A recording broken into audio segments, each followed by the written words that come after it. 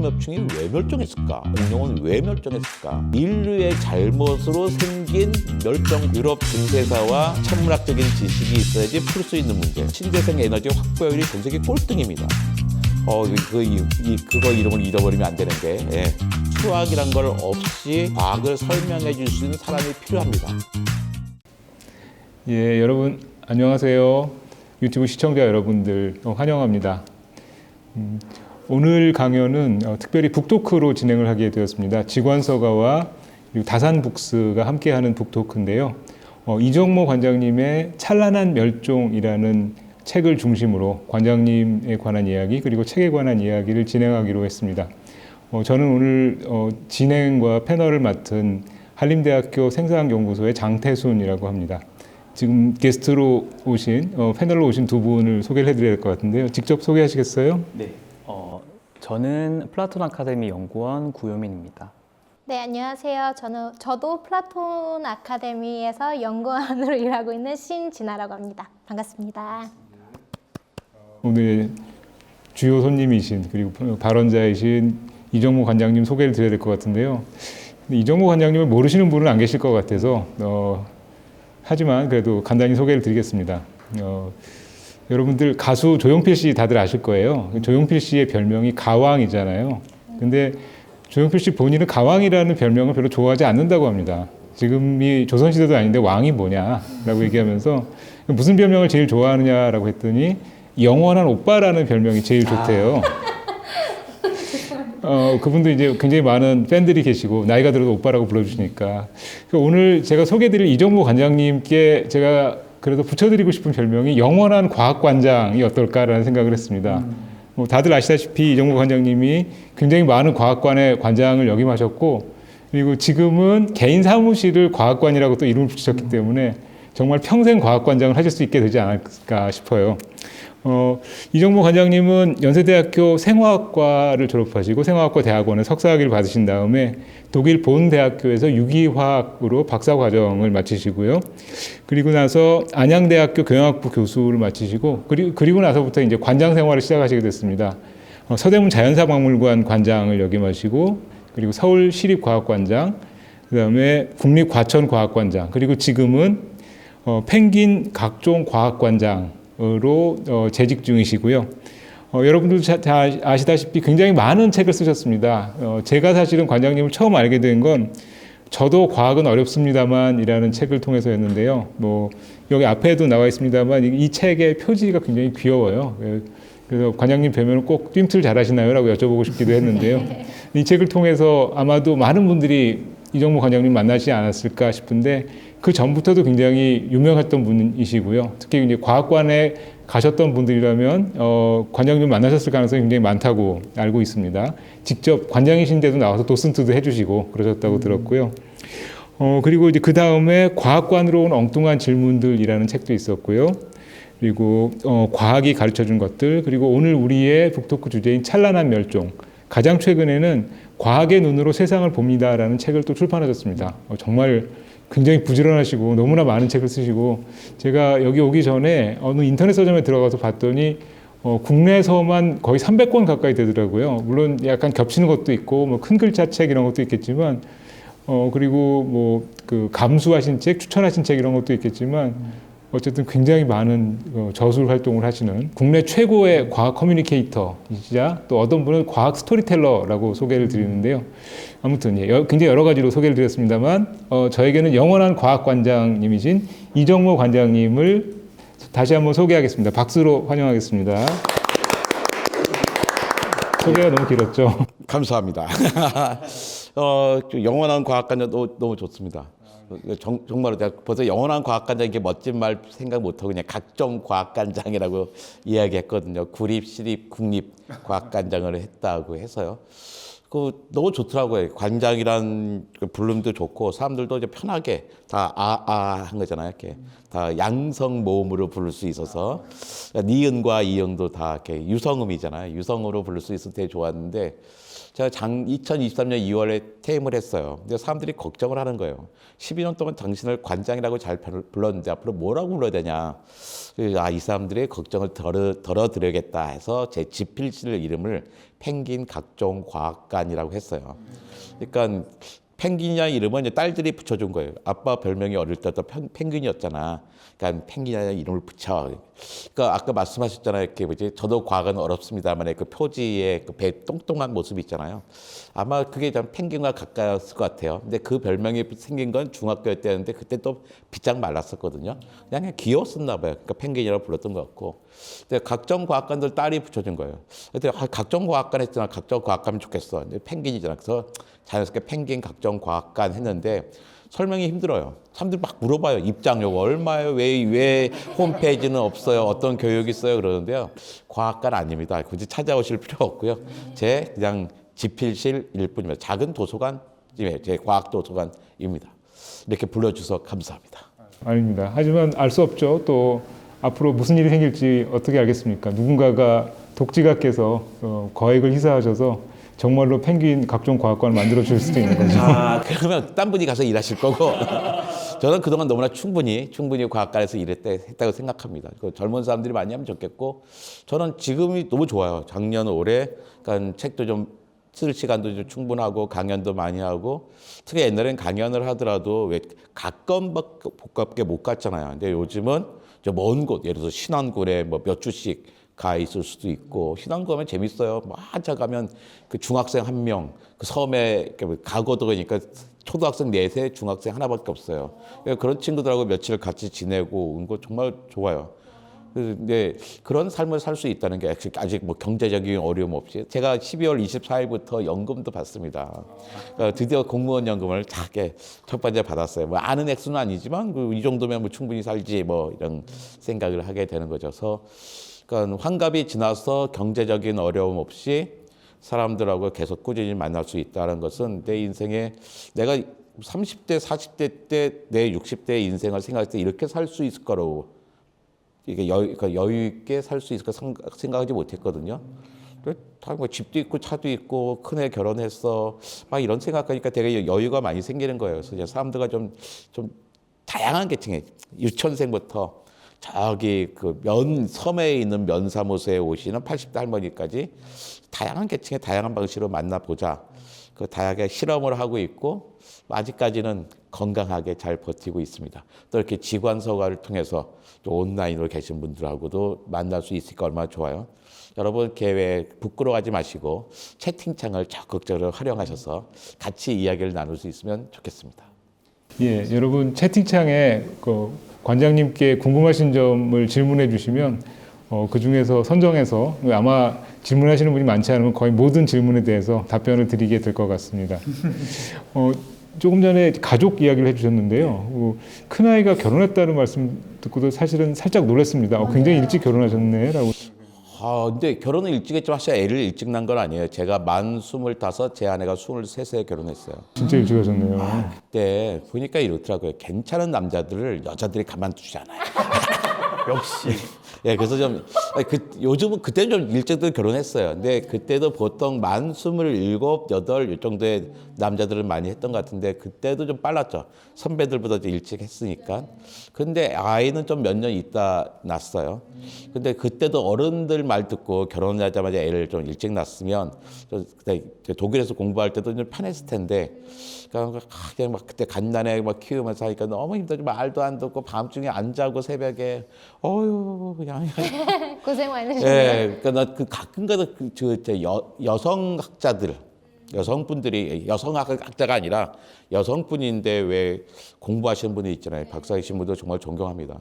애 키우면서 집안일 다 하면서 그거 공부하시는 분 보면 저분들 정말 훌륭한 분이다. 예.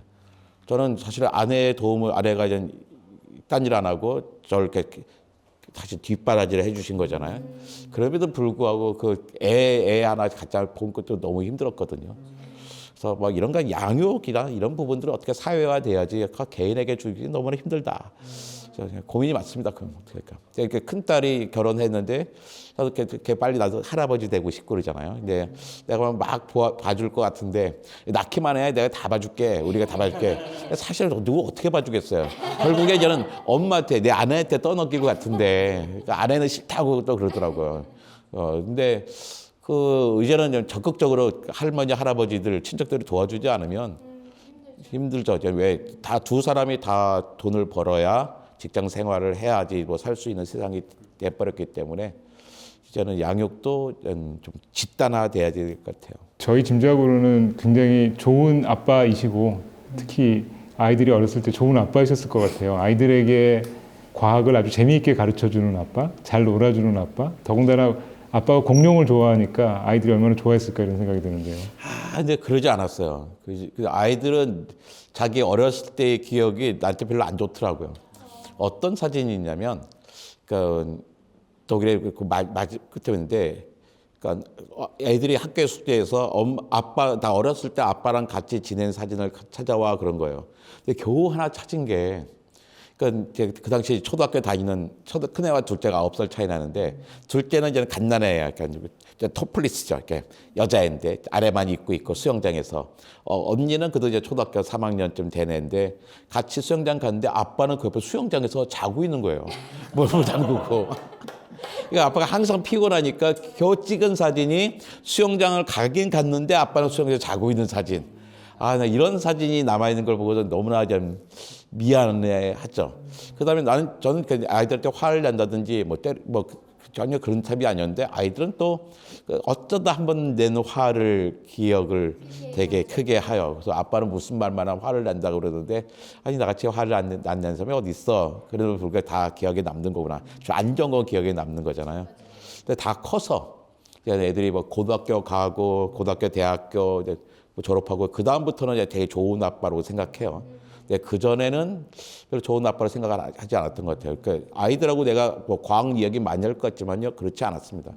근데 아이들이 과학을 잘했어요. 과학도 잘하고 수학도 잘하고 했는데 그건 이제 좋은 선생님들 만나서 재밌게 잘했던 거지. 그러니까 애들은 뭐 학원을 다닌 것도 아니고 좋은 학교 선생님들하고 지냈던 거지. 저는 사실 그렇게 하지 못했어요. 그러니까 잘하더라고요. 잘하는데 굳이 뭐 해야 되나. 그러니까 그렇지 않은데 항상 과학에 쥐눌려 있는데 집에서 와서까지 애한테 과학을 가르쳐 주고 싶지는 않았죠. 근데 제일 큰 그 유전자를 물려주셔서 아이들이 또 과학에 관심을 갖고 열심히 또 잘할 수 있지 않았을까요?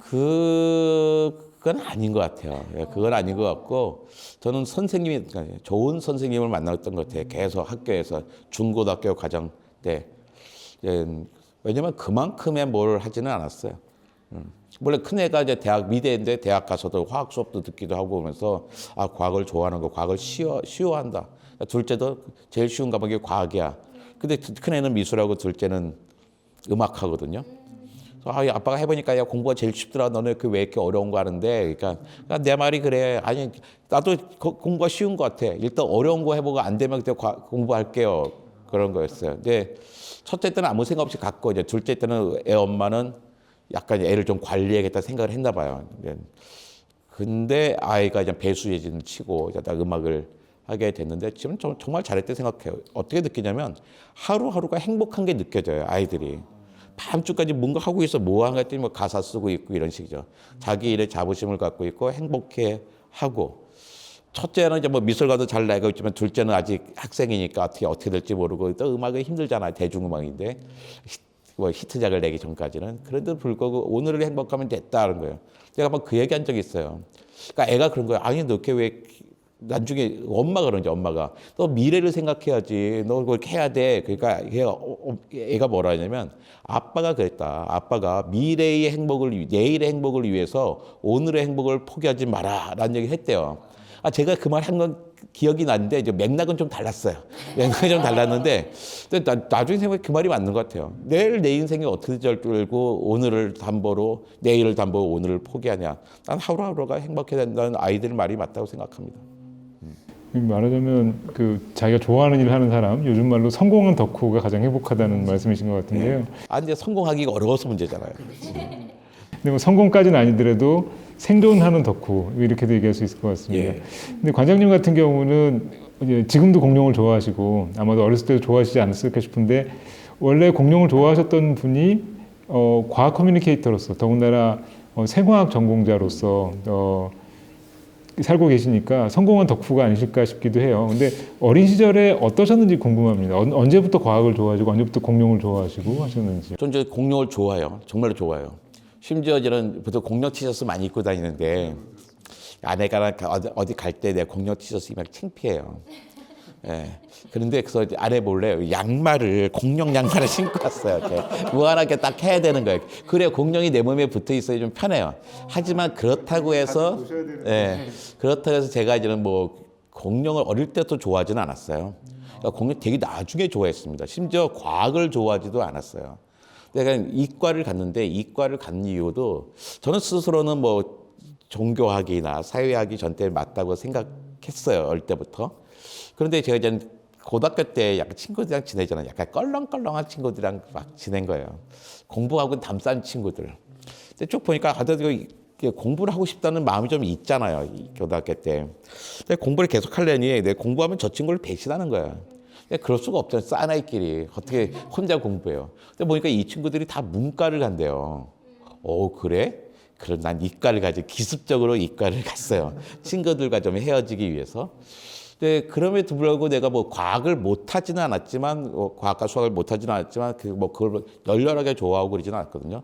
근데 대학을 갈 때도 나 재수를 했습니다. 재수했는데, 그러니까 저는 대학을 못 가서 속상한데 내 친구들은 그냥 대학을 갔잖아요. 근데 갔는데 이 친구들이 공부는 안 하고 하라는 공부를 맨날 대모질만 하고 있는 거예요. 그냥 불러서 얘기하죠. 나도 내가 못 가게 하고 너 대학 가라고 왜 대모만 하고 있냐. 그러니까 그 친구들도 얘기하는 게 우리나라가 어떻고 막 이야기를 한 거예요. 근데 몇 번 만나서 야단을 쳤는데 야단 치다 보니까 내가 또 거꾸로 이렇게 얘기를 들으면서 우리나라 정말 문제가 많구나. 나도 대학 가면 우리나라를 위해서 뭔가 봉사를 해야겠어. 이렇게 생각하다 깨달은 게 뭐냐면 우리나라의 문제는 농촌에서 시작되는 것 같아. 농촌이 못 살게 되니까 다 도시로 몰려서 도시에 저임금 노동도 되고 이러면서 그냥 민주주의도 잘 발전이 안 하고 이런 얘기를 해서 그렇다면 우리나라 농촌을 잘 살게 해야겠다. 나 농대를 가야겠어. 이런 마음을 먹었어요. 그래서 저는 재수했으니까 선생님한테 이제 원서 써달라고 할 때거든요. 그때요. 그래서 성적이 되게 잘 나왔어요. 그래서 웬만해도 다 갈 수 있는 성적인데 선생님 왔습니다. 그러니까 3학년 때 선생님 바쁘고 1학년 때 선생님이 대신 원서 써주기로 했는데 정말 몇 점 맞았어. 몇 점 맞았어. 야 공부 잘했네. 너 화학 좋아했잖아. 깜짝 놀랐어. 1학년 때 담임 선생님 내가 화학 좋아했던 거 어떻게 알지? 그러면서 화학 좋아했죠. 그래서 저 농대 가려고요. 그 농대 가도 돼. 농학과 가면 돼. 뭐 그런 거예요. 그러니까 또 좋은 선생님이 근데요 제가요 할머니가 우리 예수님이 세우신 학교를 가야 된다. 알고 봤더니 그 학교랑 예수님이랑 아무 상관도 없어요. 근데 이거 예수님 세우길 학교 가야 된다는 거예요. 근데 학교에서 어쨌든 서울대 한 명이라도 더 보내려고 할 텐데 좋은 선생님이었어요. 그래? 그러면 연대 가라. 막 찾아주는데 연대에 농대가 없네. 근데 그분이 막 고민하다 찾아준 과가 생화학과예요. 그분이 오해하셨어요. 담임선생님이. 생화학, 그때 화가 케미스트리가 아니라 플라워라고 생각하신 거예요. 살아있는 꽃, 얘 원예과네 하고 보내신 거예요. 이게 말이 돼 그러는데 그때까지만 해도 아시아의 생화학과가 거기 하나밖에 없었습니다. 그러니까 사람들이 아무도 모를 때요. 지금은 되게 유명한 과가 됐지만, 근데 그 생화학과를 갔는데 그때도 제가 모르고 왔으니까 재미가 없잖아요. 한 달쯤 있다가 내가 생각했던 생화학과가 농학이랑 아무 상관이 없다는 걸 알았어요. 그래서 2학년 때는 경제학과, 3학년 때는 철학과, 4학년 때는 신학과 수업을 주로 들으면서 나중에 목사가 되겠다 이런 마음을 먹었다가 대학원 원서를 쓰는 날 내가 미쳤는지 그냥 생화학을 썼어요. 뭔가 이제 신학이란 것은 학문이 아니라 그냥 신앙으로 남겨놓고 싶었던 것 같아요. 그 당연히 떨어졌죠. 떨어져서 다시 공부를 하고 그때서야 대학 졸업하고 대학원 시험 다시 볼 때 본격적으로 6개월 좀 인텐시브하게 공부해서 생화학과를 갔습니다. 그때 생화학이 재미있긴 했지만 실험 재미있었지만 내가 과학자라는 생각을 갖지는 않았어요. 근데 유학을 갔을 때 처음으로 저걸 봤어요. 그다음 우리 학생은 교양과학서라는 걸 읽어본 적이 없는데 본대학교 앞에 본관 앞에 부비에라고 엄청나게 큰 서점이 있었어요. 근데 거기에 한 반층 정도가 과학책으로 꽉 차 있는 거예요. 그래서 어디 그 하나씩 읽어보니까 너무 재밌는 거예요, 과학이. 그러면 처음으로 내가 과학자다라는 자부심과 아이덴티티를 갖게 되죠. 그러면서 그 본대학교에 자연사박물관이 있는 거예요. 공장식 자연사박물관이 있었습니다. 멋지게 된 게 아니라 엄청나게 많은 표본들이 있는. 그러니까 딸 데리고서 거기를 자주 놀이터처럼 갔어요. 그러니까 본대학교 동물학과 소속의 그런 자연사박물관이었는데 지금은 아주 멋지게 잘 해놨습니다. 근데 귀국하고 나니까 그 자연사박물관이 우리나라에 없더라고요. 근데 그 다음에 서대문 자연사박물관을 만들었어요. 그다음부터 저는 철마다 거길 갔죠. 그래서 좋아했던 공간인데 거기 오늘 보니까 딱 관장을 뽑는다길래 학교 그만두고 그냥 그리 딱 갔던 거예요. 그러니까 아이들하고 저하고 되게 과학적인 활동을 많이 하지 않았어요. 그러니까 기껏해야 자연사박물관 같이 가준 정도 거죠. 그렇다고 뭐 학문적으로 소개해 준 거는 아니었던 거잖아요. 그러니까 저도 이렇게 왜 어릴 때부터 뭐 과학자로서 이렇게 자라는 건 아니었던 것 같고요. 되게 저는 유학 박사과정 하면서 처음으로 내가 과학을 한다라는 것을 생각을 했어요. 석사학위 논문 쓸 때도 내가 과학한다는 생각은 하지 않았습니다. 그냥 어쨌든 내 인생을 살아가기 취직하기 위해서 뭔가 하나를 과정을 맞춰야지 이런 정도였죠. 그렇군요. 지금 유튜브에서 어떤 분이 관장님은 어떤 공룡을 좋아하시냐는 질문을 해줬습니다. 이분은 초식 공룡 브라키오사우루스를 좋아하시고 근데 서대문 자연사박물관에 트리케라톱스 모형이 있었던 것 같다. 예. 한 게 있었다고 말씀하시는. 딱 보니까 공룡 잘 모르시는 분이에요. 그러니까 그냥 편하게 얘기죠. 공룡 잘 이렇게 약간 아마추어식 하면 보통 뭐 트리케라톱스, 스테고사우루스 같은 초식 동물이라든지 그 다음에 또 서대문 자연사박물 와보셨다니까 거기는 그렇죠. 이름이 생각이 특이한 공룡이 육식 공룡이 하나 있거든요. 그거 이름을 잃어버리면 안 되는데. 예. 그걸 자꾸 사람들이 티라노사우루스라고 한다는. 티라노사우루스가 티라노사우루스 손가락이 2개고요. 걔는 손가락이 3개거든요. 아크로칸토사우루스가 있습니다. 아크로칸토사우루스를 볼 수 있는 것이 전 세계 2군데밖에 없어요. 그 중에 하나가 서대문 자연사박물관입니다. 그러니까 서대문 자연사박물관 정말 좋은데요. 성인 6,000원, 청소년 4,000원, 어린이 2,000원에 모시고 있는 데고요. 서울시 한복판에 있어서 정말 좋은 것입니다. 근데 제가 좀 약간 공룡 좀 아시는 분들한테 어떤 공룡 좋아해요? 그러면 전 데이노케이루스라고 얘기합니다. 데이노케이루스라고 되게 특이한 공룡인데, 그러니까 우리나라가 지금 공룡 강국이에요. 그러니까 되게 전 세계에서 이제 공룡 연구를 아주 활발하게 잘하는 나라인데, 데이노케이루스의 전체적인 모형을 그게 한 60년 정도 그게 데이노케이루스 전체적인 모양이 그렇게 미스터리로 남아 있었는데, 그 우리나라에 지금 서울대에 계신 이용남 박사님, 대전의 지질자원관의 관장님 이양재 선생님 이런 분들이 이제 그것을 밝혀냅니다. 그러면서 이제 딴 나라의 대학원생들이 보는 공룡 교과서의 표지에 가장 많은 게 데이노케이루스라는 공룡이에요. 근데 데이노케이루스가 워낙 큰 공룡이었어요. 티라노보다 더 크거든요. 그러니까 전체적인 그 규모의 모형들이 많잖아요. 그러니까 대전 지질박물관에 그 4분의 1 크기로 있습니다. 가보면 커요. 근데 그게 4분의 1이니까 얼마나 컸겠어요. 그러니까 스토리도 되게 재밌는 스토리가 있고, 또 우리가 발견한 거고, 또 모양도 특이하고 그래서 그 데이노케이루스 좋아요. 그러면 좀 더 깊숙이 공룡 이야기를 많이 할 수 있죠.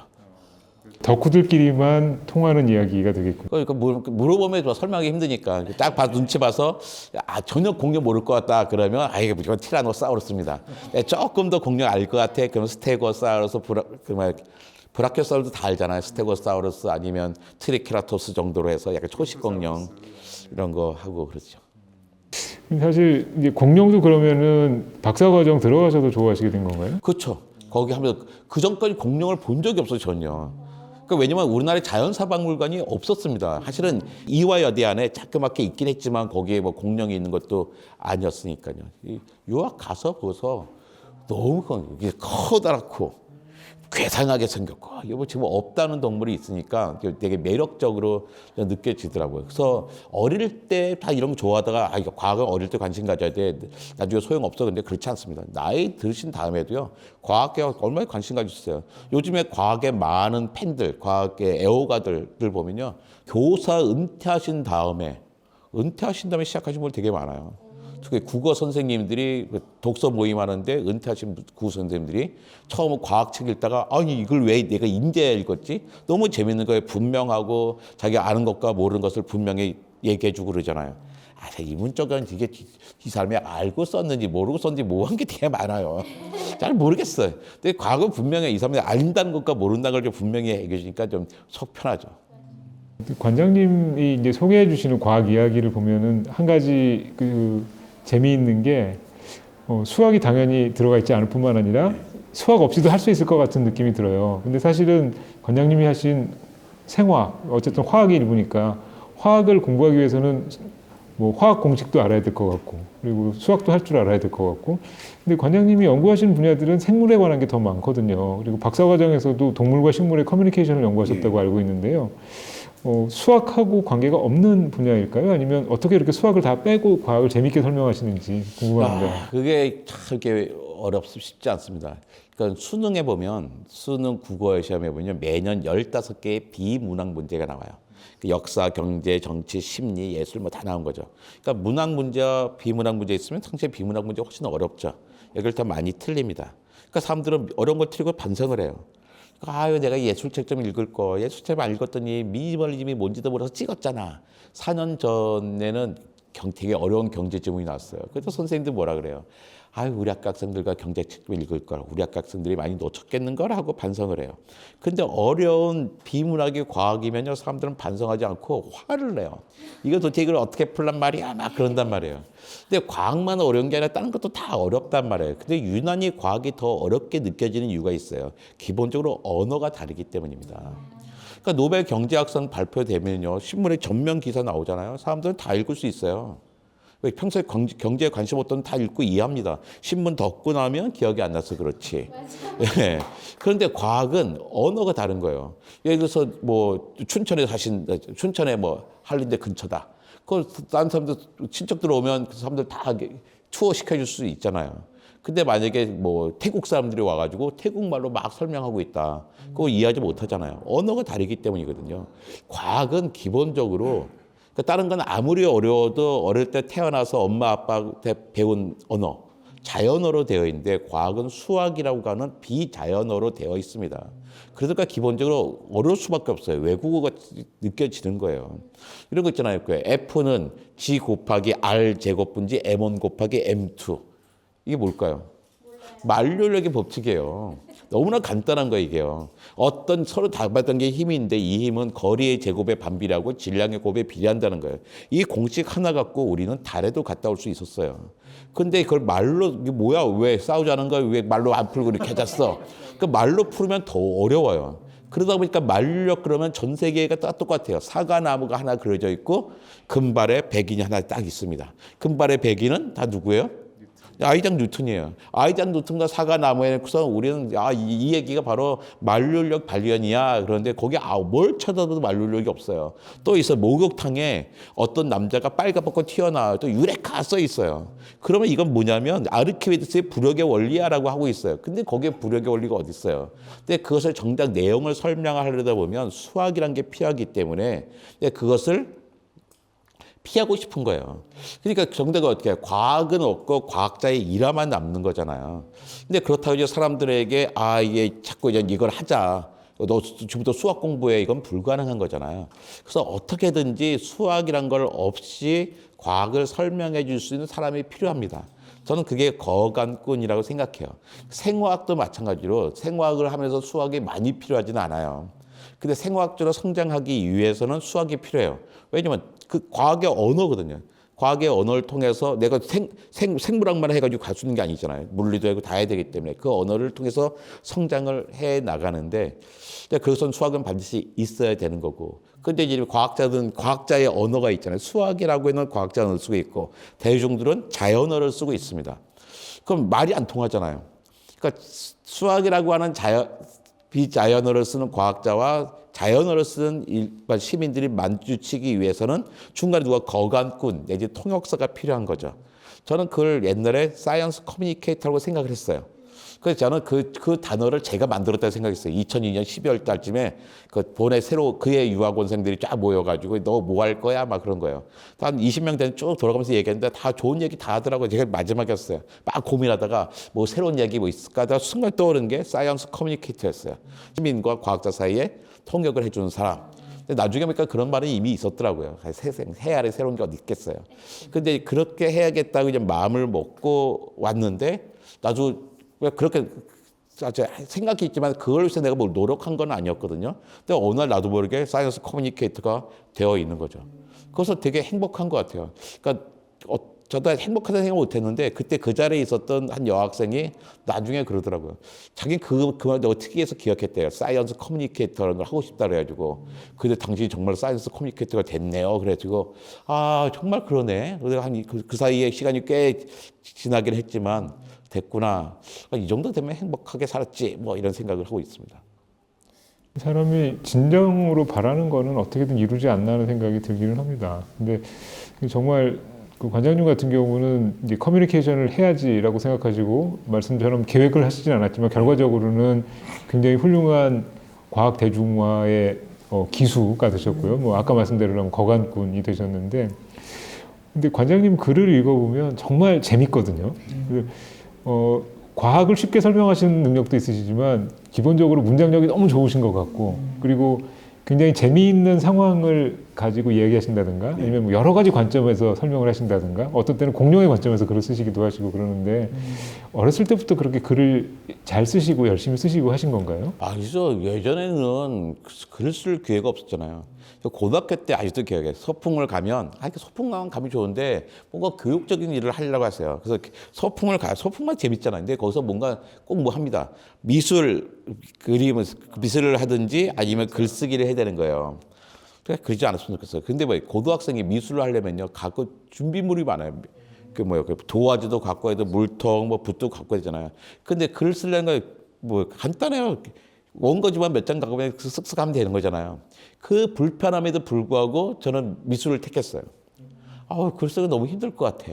시 쓰는 거. 그림 그리기 속편하지, 짐이 많아도. 그러니까 예전에 글을 쓰는 기회가 전혀 없었어요. 그러니까 대학 때도 마찬가지고 저희 과는 채점을 2줄까지만 했어요. 2줄. 뭐 쓰셔. 그러면 2줄 안에 다 넣어야 돼. 세 번째 줄은 읽지도 않는 거예요. 근데 신학과 가서 힘들었어요. 신학과에서 그때 김창국 교수님이 뭐뭐에 가서 간단히 논하시오 한 거예요. 너무 힘든 거예요. 내가 이 공부를 정말 많이 했거든요. 이걸 어떻게 간단히 쓰지 막 하다가 정말 반 페이지만 딱 썼어요. 근데 성적이 잘 안 나온 거예요. 처음으로 찾아가서 선생님한테. 선생님, 성적이 다 이랬다. 손님 쭉 잡아지 보더니, 야, 적당한 것 같다. 그러면서 내가 평소에 너 수업하는 걸 봤는데 너 왜 이렇게 썼냐. 계속 말로 물어보시는 거예요. 대답을 쭉 다 했죠. 야, 그렇게 잘한 선생님이 왜 이렇게 답을 썼는데, 아니, 선생님이 간단히 쓰라고 했잖아요. 간단이라는 것은 앞에 다 쓰고 2페이지 중간까지 써야지 간단이지. 그러니까 간단히의 기준이 다른 거예요. 신학과랑 생화학과랑. 뭐 이런 문제가 있었던 거예요. 근데 그래서 글을 쓸 기회가 없었던데, 그러니까 유학 가서 두 부부가 알바로 유럽 한인 크리스찬 신문 뭐 이런 걸 했어요. 일단 글을 무조건 때려 써야 되는 거예요. 생활비를 벌기 위해서. 그러다 보니까 잘 쓰는 건 아니고 그냥 빨리 많이 쓰는 훈련은 했죠. 내가 어릴 때부터 이제 문학을 되게 좋아했거든요. 그러니까 문학이 제일 좋은 문학은 뭐냐면 스토리가 재밌고, 그러니까 어떻게 보면 사상보다도 스토리가 재밌어야 되고 장면이 재밌어야 되더라고요. 그거 이제 재밌게 말해야 준다고 생각했는데 우리 아버지가 약간 재밌게 말하시는 분이었고, 전 제일 고맙게 생각하는 게 야학을 하게 된 거였어요. 그러니까 엄마가 물어보는 거예요. 그러니까 우리 엄마는 공부를 하신 분은 아닌데, 야, 오늘 학교에서 뭐 배웠어? 그런 거죠. 대학에서는 하루에서 배운 게 아니니까 어마어마하잖아요. 근데 엄마가 다림질을 하고 있으면 옆에서 뒹굴뒹굴 하면서 엄마 있잖아. DNA라는 게 있잖아. 막 설명을 한 건데 엄마가 너무 재밌게 들어요. 한 20분, 30분 얘기해 주면. 엄마가 한 1년 동안 듣더니, 야, 너 교회에서 야학해라. 종로구에 있는 연동교회를 다녔는데 연동 청소년학과라고 아주 이렇게 명문 야학이 있었습니다. 그 교사가 됐어요. 근데 또래가 누구냐면 그 학생들은 다 내 또래, 그러니까 대학생 또래의 노동자들이죠. 근데 그 당시 하루에 12시간, 뭐 13시간씩 일하고서 오는 사람이잖아요. 12시간, 13시간 그렇게 힘들게 일하고 와서 수업을 3시간 듣는데 얼마나 피곤하겠어요. 근데 그 사람에게 나는 과학과 수학을 가르쳐야 되는 거예요. 그래서 생각했어요. 가장 큰 목표가 뭐였냐면 이 나의 동료 노동자 학생들이 이 수업 50분을 40분을 버텨내는 거다. 그래서 끊임없이 이것을 재미있게 설명해야 된다. 그 다음에 검정고시 무조건 붙여야 된다. 그 제일 어려운 게 수학과 과학이 되게 어려웠거든요. 그래서 연동청소학교가 명분인 게 수학과 과학을 다 붙어요. 내 인생의 가장 큰 목적이었고 매일 그 고민을 했어요. 이 수업은 어떻게 해야 될까를 끊임없이 고민을 했습니다. 근데 그 예수님이 가르쳐준 게 다양한 또 비유가 있잖아요. 그것도 사용도 하고, 그 다음에 그 당시 컴퓨터 들어왔을 때 컴퓨터도 이용도 많이 하고 그러면서, 근데 그 노동자들에게 9년 동안 야학을 했던 게 세상 사람들에게 과학을 쉽게 설명해주는 자연스러운 훈련이 된 것 같아요. 그러니까 유학 가서도 그 도움을 많이 받았는데요. 교수님이 그때 막 하는데, 정말 쟤는 실험은 참 못하는데 남의 연구를 설명을 잘. 그러니까 내 옆에가 실험을 막 했는데 그 실험을 막 설명을 못해. 답답해 죽겠어요. 얘는 당장 그 반응만 얘기하는데 사람들이 그 반응이 왜 필요한지 모르잖아요. 그 반응에도 맥락이 있거든요. 옛날에 뭐가 있었는데 이런 게 있었어. 근데 교수님은 여기까지 가고 싶어. 근데 그걸 다 쪼개가지고 학생들에게 이걸 준 거잖아요. 이렇게 반응들 나눠줬는데. 그러니까 그거 없이 그냥 요것만 하고 있으니까 재미가 없죠. 근데 그 맥락을 설명해 주면서 이렇게 가는데 거기서 이만큼의 진척이 있었다라는 이야기를 해주는 거예요. 그럼 교수님이 그냥 쟤는 왜 실험하지 말고 이것만 설명시키면 어떨까 막 그런 생각도 했었던 것 같아요. 그래서 저는 야학의 경험이 저는 사람들에게 그러니까 사람과 커뮤니케이션 하는데 되게 좋은 대학생 때 대학교 2학년부터 했었으니까 가장 활발할 때잖아요. 그래서 그것도 복이라고 생각해요. 그러네요. 확실한 트레이닝을 받으셨네요. 커뮤니케이션에 있어서는. 예. 그리고 그 관장님의 책을 보면 정말 어마어마하게 책을 많이 읽으신다는 생각도 듭니다. 이게 뭐 화학이나 생물뿐만 아니라 어떤 때는 물리, 천문학, 기상학, 지질학 뭐 여러 분야에 정말 과학이라면 모두 다 읽으시는 것 같고 말씀하신 것처럼 문학에도 관심이 많으시고 언제 그 많은 책을 다 읽으시나요? 일단 제가 안 하는 게 있습니다. 일단 TV 안 보고요. TV 안 보고 골프 안 쳐요. 네, 여기에 술까지 안 마시면 정말 시간이 많을 텐데 이제는 이제 술을 마셨단 말이에요.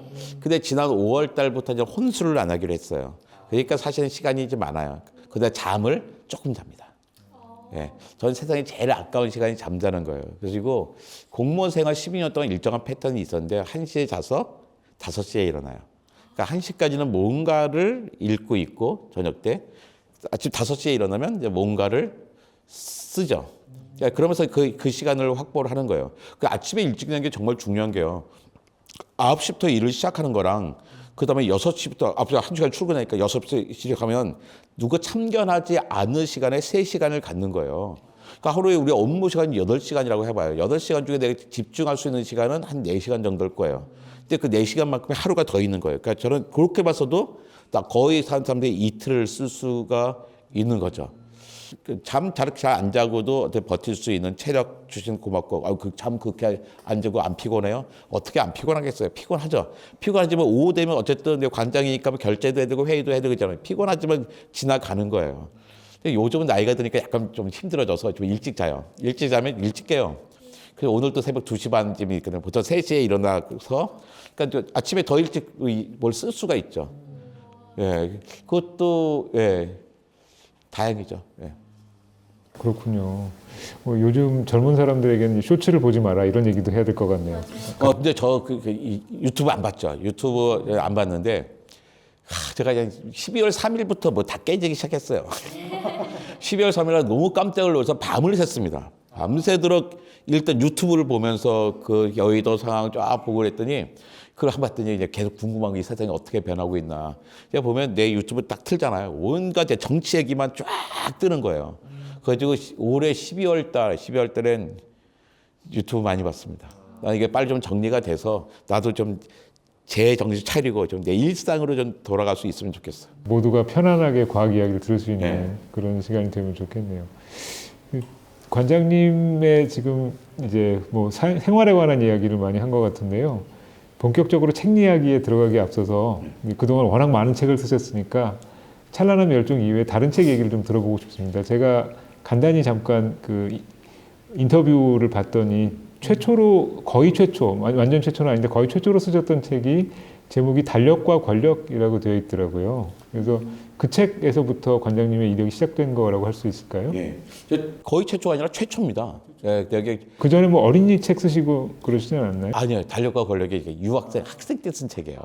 학생 때 달력과 권력을 썼는데 그때 왜 그랬냐면 새천년 맞이 퀴즈 이런 게 있는 거예요. 지오라고 하는 잡지가 있었어요. 우리나라도 나왔고 독일에서는 게오라고 했는데 그때 지오라는 잡지에서 새천년 맞이 퀴즈 10개의 퀴즈가 나온 거예요. 10개를 다 맞추면 30명한테 노트북을 준다는 거예요. 그 확률이 엄청나게 높은 거죠. 30명한테 준다. 근데 1번 문제가 뭐냐면 지난 천년에 그러니까 천년이 모두 며칠이었는가. 그러니까 1001년 1월 1일부터 2000년 12월 31일까지가 모두 며칠인가라는 문제예요. 근데 이거 사실 간단한 문제는 아닙니다. 왜? 1000 곱하기 365 하면 안 되는 거잖아요. 그래서 4년에 한 번씩 윤년이 있잖아요. 아, 그건 36만 5,250일이냐? 그럴 리는 없잖아요. 윤년의 규칙이 간단하지가 않습니다. 일단 4로 나눠지면 윤년이잖아요. 근데 100으로 나눠진 해는 윤년이 아니에요. 그래서 1100, 뭐 1300, 뭐 1500 이런 거는. 예, 근데 1600, 또 400으로 나눠지면 또 윤년이에요. 그러니까 지난 2000년이 윤년이었을까요? 윤년이 아니었을까요?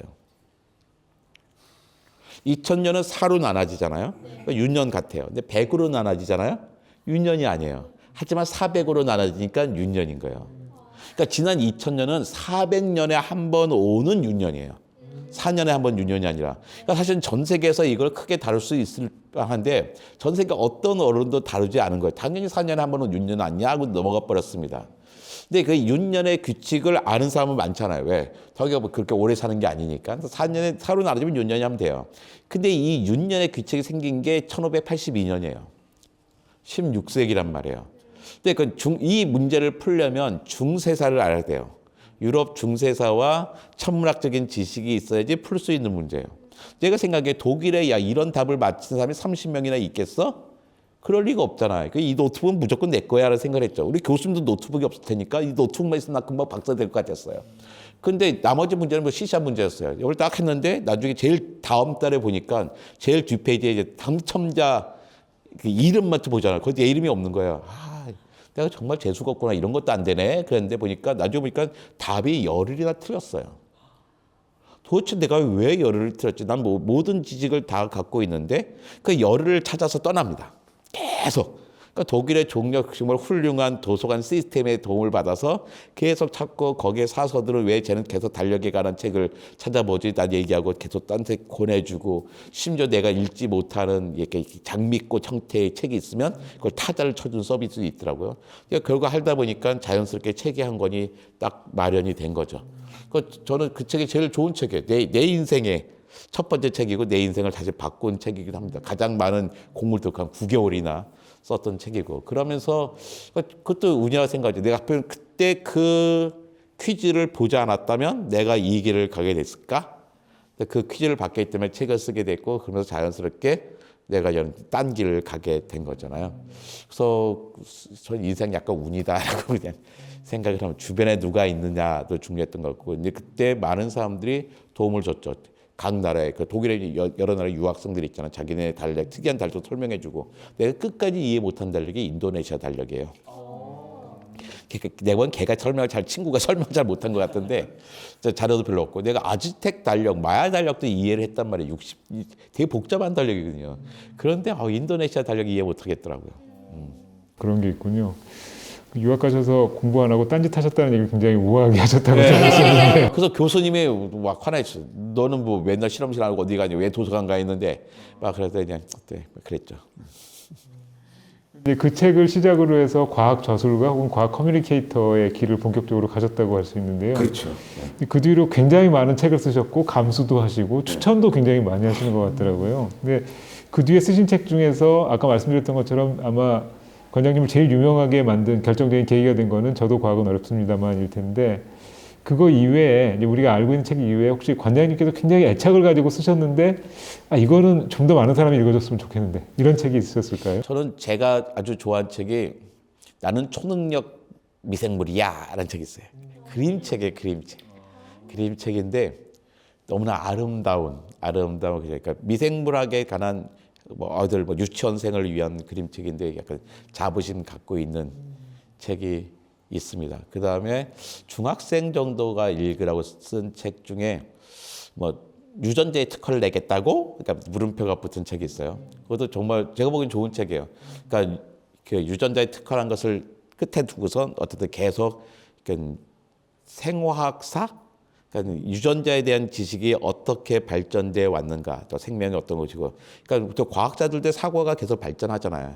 근데 그 안에서 다루는데 내가 과학책으로 되게 잘 쓴 책이다. 많이 팔리지는 않았던 것 같고, 그냥 최근 책들은 찬란한 멸종처럼 각 잡고 쓴 책도 있지만, 저도 과학은 어렵습니다만 이것은 그냥 그때 조각조각 쓴 칼럼을 쓴 것들을 모아둔 거거든요. 근데 이런 책들 되게 좀 사람들이 좋아해 주시고 교과서도 실려 있고 저게요 자부심 갖고 있는 게 뭐냐면요. 저도 과학은 어렵습니다만이 과학 교과서가 아니라 중학교 3학년 국어 교과서에 실려 있습니다. 그러니까 문장이 좋다는 뜻입니다.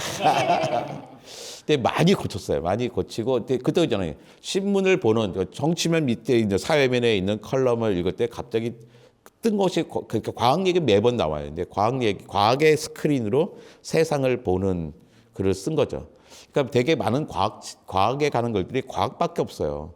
그러니까 사람들이 거기에 접근하기가 어려운 거예요. 내가 알고 있는 사건, 지금 주변에 일어나는 사건과 그 과학을 이렇게 연결을 해주니까 좋아하더라고요. 그러니까 사실 그러니까 과학자가 보기엔 이게 과학책이야? 아니, 과학책 아니에요. 그냥 오히려 사회에 관한 책, 정치에 관한 책이 또 있지만, 그러니까 시민분들은, 그러니까 교사들은 이걸 과학책이라고 받아주시죠.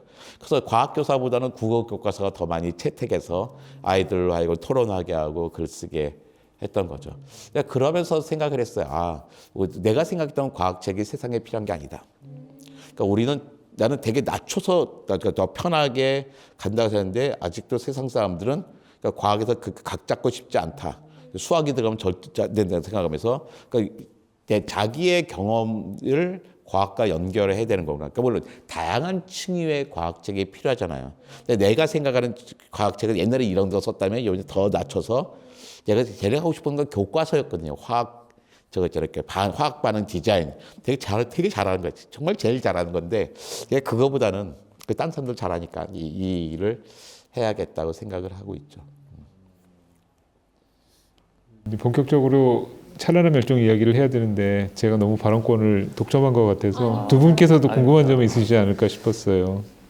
어떻게 제가 먼저 말씀을 드리면은 찬란한 멸종을 사실 읽으면서 찬란한 멸종이라는 제목에 대해서도 독자분들이 이건 어떤 뜻을 가지고 있는 걸까 한번 물음표를 책을 다 읽으신 뒤에 한번 던져보시는 그런 책이라는 생각도 들었고요. 결국은 우리가 이렇게 마주하게 되는 멸종이라는 것이 찬란한 것이 아닌가. 뭐 자연적인 죽음이라는 것에 대해서도 우리가 생각하는 편견과는 좀 다른 그런 이면의 의미가 있다. 이런 내용들도 엄청 많이 담아주셔서 너무 좋게 이렇게 또 쉽게 읽었었는데 찬란한 멸종이라는 책을 집필하시게 된 계기가 어떻게 되신지 아니면 또 멸종이라는 키워드에 대해서 어떻게 꽂히게 되셨는지도 궁금합니다. 그러니까 찬란한 멸종이라는 제목은 사실 제가 정한 건 아니고요. 처음에 제목은 되게 밋밋한 거였는데 출판사 마케터 스님께서 이거 찬란한 멸종에 관한 책이네. 찬란한 멸종이라는 제목을 제안해 주셨는데 제가 보고 깜짝 놀랐어요. 그래 내가 하고 싶은 말이 바로 그 말인데 딱 꽂혔던 거죠. 저는 이제 멸종이 되게 중요하다고 생각했어요. 그러니까 우리가 역사를 배우잖아요. 우리 역사를 왜 배울까요? 역사를 배우는 이유가 선조들의 찬란한 문화유산을 배워서 우쭐우쭐하려고 배운 건 아니라 생각하거든요. 역사책에 등장하는 모든 나라는 다 망한 나라예요. 비잔틴 망했죠. 로마 망했죠. 당나라, 수나라, 한나라 다 망했어요. 우리나라 고구려, 백제, 신라, 고려, 조선 다 망한 나라예요. 망한 나라를 배우는 겁니다. 그 나라가 왜 망했지를 배우는 거예요. 왜? 우리가 어떻게 하면 지속 가능할까? 우리나라가 어떻게 하면 지속 가능할까를 따져보기 위해서 그 옛날 역사의 책에 등장하는 모든 나라들의 멸망을 배우는 거죠. 역사책에 등장한 나라들은 다 멸망한 나라잖아요. 자연사 박물관도 마찬가지더라고요. 자연사 박물관에 보면 기본적으로 현생 생물 빼놓고는 그저 끝에 보면 잠깐이거든요. 대부분의 생물은 뭐냐면 다 멸종한 생물들입니다. 멸종을 전시하고 있는 거예요. 그걸 왜 할까요? 멸종을 배우기 위해서요. 아니 3학년 동안 고생대 바다에 바글바글 됐던 삼엽충이 왜 멸종했을까? 아니 1억 6천만 년 동안 육상을 지배했던 중생대의 공룡은 왜 멸종했을까? 그들의 멸종에서 배워가지고 어떻게 하면 우리의 호모사피엔스가 더 지속 가능할지를 따져보기 위해서 자연사 박물관이 있는 거고 자연사를 우리가 이제 공부를 하는 거잖아요. 그러니까 자연사의 핵심은 역사의 핵심은 한 국가의 멸망이라면 자연사의 핵심은 한 종의 멸종인 거예요. 생명체에. 자, 그러니까 자연사 박물관을 하면서 자연스럽게 멸종이라는데 이제 그 전에 자연사에 관심이 있었지만 자연사 박물관을 쭉 하면서 그러니까 제가 저랬거든. 도슨트를 매일 한 번씩 딱 나가면서 제가 관장인데 한번 같이 돌지 않겠습니까? 그러면 좋아하잖아요. 점점점 사람들 많아지고. 근데 그러면서 내가 또 하다 보니까 내가 알았어요. 자연사 박물관 멸종 박물관이구나. 그래서 이제 멸종이라는 것들이 전체 이제 부정적으로 다가오지 않았어요. 그러니까 우리 멸종이란 말 듣고 난 멸종이라는 단어를 들으면 마음이 훈훈해지고 따뜻해져 이런 사람 없잖아요. 멸종 다 그런데 생각해보니까 멸종은 되게 자연사에서 너무나 당연하고 나쁜 일이 아니었다는 거 생각이 드는 거예요. 왜냐하면 누군가가 사라져줘야 그 자리에 새로운 생명이 생길 수가 있는 거거든요. 그러니까 생태계는 꽉 차 있어요. 새로운 게 생길 수가 없습니다. 누가 나가야 되는 거예요. 이게 거기 박사학위 받고서 있는 사람이 교수가 되는 유일한 방법은 뭐냐면 교수님이 나가주시는 거예요. 교수님이 나가야 그 자리에 비어서 또 가는 거잖아요. 사장님이 나가야 부사장님이 사장님 할 수 있고 과장이 부장 할 수 있는 기회가 생기는 거잖아요. 일단 멸종이라는 것은 다음 세대에게 자리를 비켜주는 거라 생각합니다. 실제로 자연사에서 보면 지금까지 지구에 등장했던 생명의 90%는 흔히 아니죠. 과학자들이 뭐라고 얘기하냐면 배경 멸종이라 그래요. 백그라운드 익스팅션입니다. 백그라운드 뮤직이 있잖아요. 근데 그때 뭐 우리 카페 가면 항상 음악이 틀어져 있죠. 근데 그 음악이 배경 음악이에요. 하지만 우리는 그 음악에 신경 쓰지 않습니다. 자기 할 일 하고 대화를 계속하고 있어요. 근데 그 배경 음악이 없는 공간은 되게 썰렁하고 불안한 공간이 되잖아요. 근데 그 배경 음악 속에서 우리는 편안함을 가지고 있어요. 근데 생명들도 마찬가지예요. 생명들도 특별한 사건이 생기지 않지만 누구는 사라지고 누구는 사라진 공간이 생겨나갑니다. 사라지고 생기고 사라지고 생기고 그래요. 기업도 똑같아요. 아무리 좋은 직장도 사람들 나가요. 아니 이렇게 좋은 직장에 이렇게 들어오기 힘든데 왜 나가? 아니 나갈 이유가 충분해요. 각자 자기 인생을 찾아간단 말이에요. 나가면 어떻게 해요? 그래서 이제 누가 하나 또 채워 나가죠. 근데 그 사람이 누구에게도 불편함을 주지 않았어요. 자기는 여기서 적당히 성장하고 나가고 다른 데 오고 적당히 나가요. 그러니까 이게 배경멸종인데 자연계에서 생명체의 90%는 배경멸종으로 사라졌어요.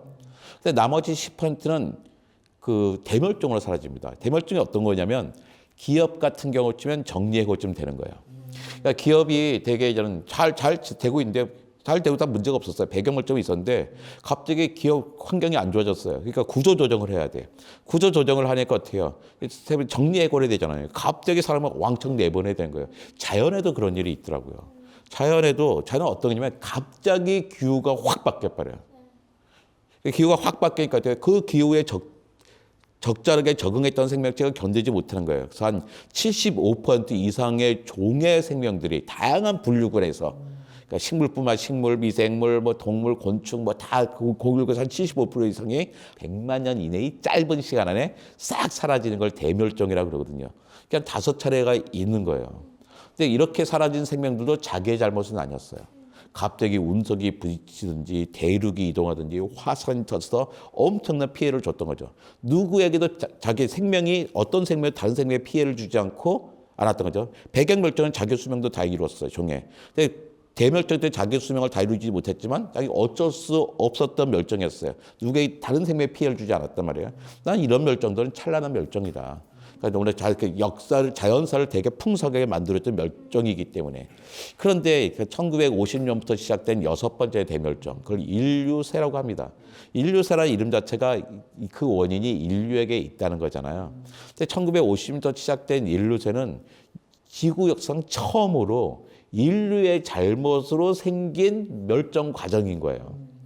갑자기 많은 동물의 서식지도 급격하게 없애버리고 더 중요한 거는 에너지가 우리가 석탄과 석유라고 하는 화석 연료를 막 쓰면서 그 이산화탄소 농도를 급격하게 높여버렸죠. 그러면서 이제 갑자기 생명체들이 이거 몇백 년은 안 나오고선 사라지겠냐는 위협을 다 느끼고 있단 말이에요. 지구에서는 처음이에요. 자연이 원인이 아니라 인간이 환경을 바꾸면서 기후를 바꾸면서 생긴 첫 번째 멸종인 거예요. 근데 자기만 사라지느냐? 그것도 아니잖아요. 우리도 최소한 75% 이상의 다른 종들을 한꺼번에 살고 나갈 겁니다. 이건 절대 찬란하다 할 수가 없죠. 완전 외계인이 남쪽에 와서 보다면 세상에 이렇게 멍청한 생명체가 있어. 왜 자기만 사라지지 않고 모든 생명체들 다 사라지게 하는데 그것도 짧은 시간 안에 라고 생각하는 거죠. 그러니까 내가 찬란한 멸종이라는 이름을 비친 이유는 우리도 찬란하게 멸종하자. 좀 더 버티면 돼. 이 환경을 바꿔내면 되는 거지. 그러니까 우리는 그 능력이 있는데 왜 못하지? 라는 생각을 하면서 그러니까 우리 찬란하게 멸종하자. 그걸 좀 반어법적으로 우린 찬란하지 못해. 하지만 우리는 찬란할 수 있잖아. 찬란하자. 이런 뜻입니다. 정말 너무 길죠?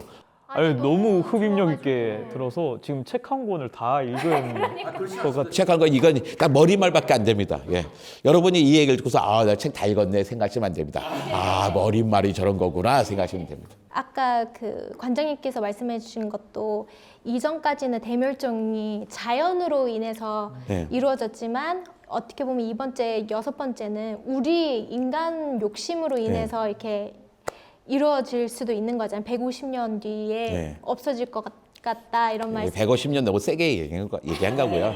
몇백 년 정도로 합시다. 몇백 년 정도 후에 인간이 뭐 없어지고 할 것 같다라고 하셨는데 뭐 기업이나 다 큰 단체들이 제가 봤을 때는 제일 안 좋은 영향을 끼치고 있지만 어쨌든 각 개인이 할 수 있는 것들이 많잖아요. 그래서 뭐 환경적으로 뭐 텀블러를 쓴다든지 막 이런 얘기를 했는데 그때 관장님이 어떤 강연에서 이거를 2000번 쓰지 않으면 아무 효과가 없고 오히려 더 환경을 오염시키는 거다라고 하셨는데 그럼 지금 혹시 우리가 그냥 한 각 개인이 실천할 수 있는 그런 환경을 조금 보호할 수 있는 3가지 방법이 있을까요? 의식주에 다 있습니다. 의식주에. 일단 옷만 해볼게요. 지구에서 발생하는 이산화탄소 10%는 옷을 만들고 유통하는 데 생깁니다. 그러니까 제가 그 메이커 있는 옷을 입어보지 못해요. 신발이나.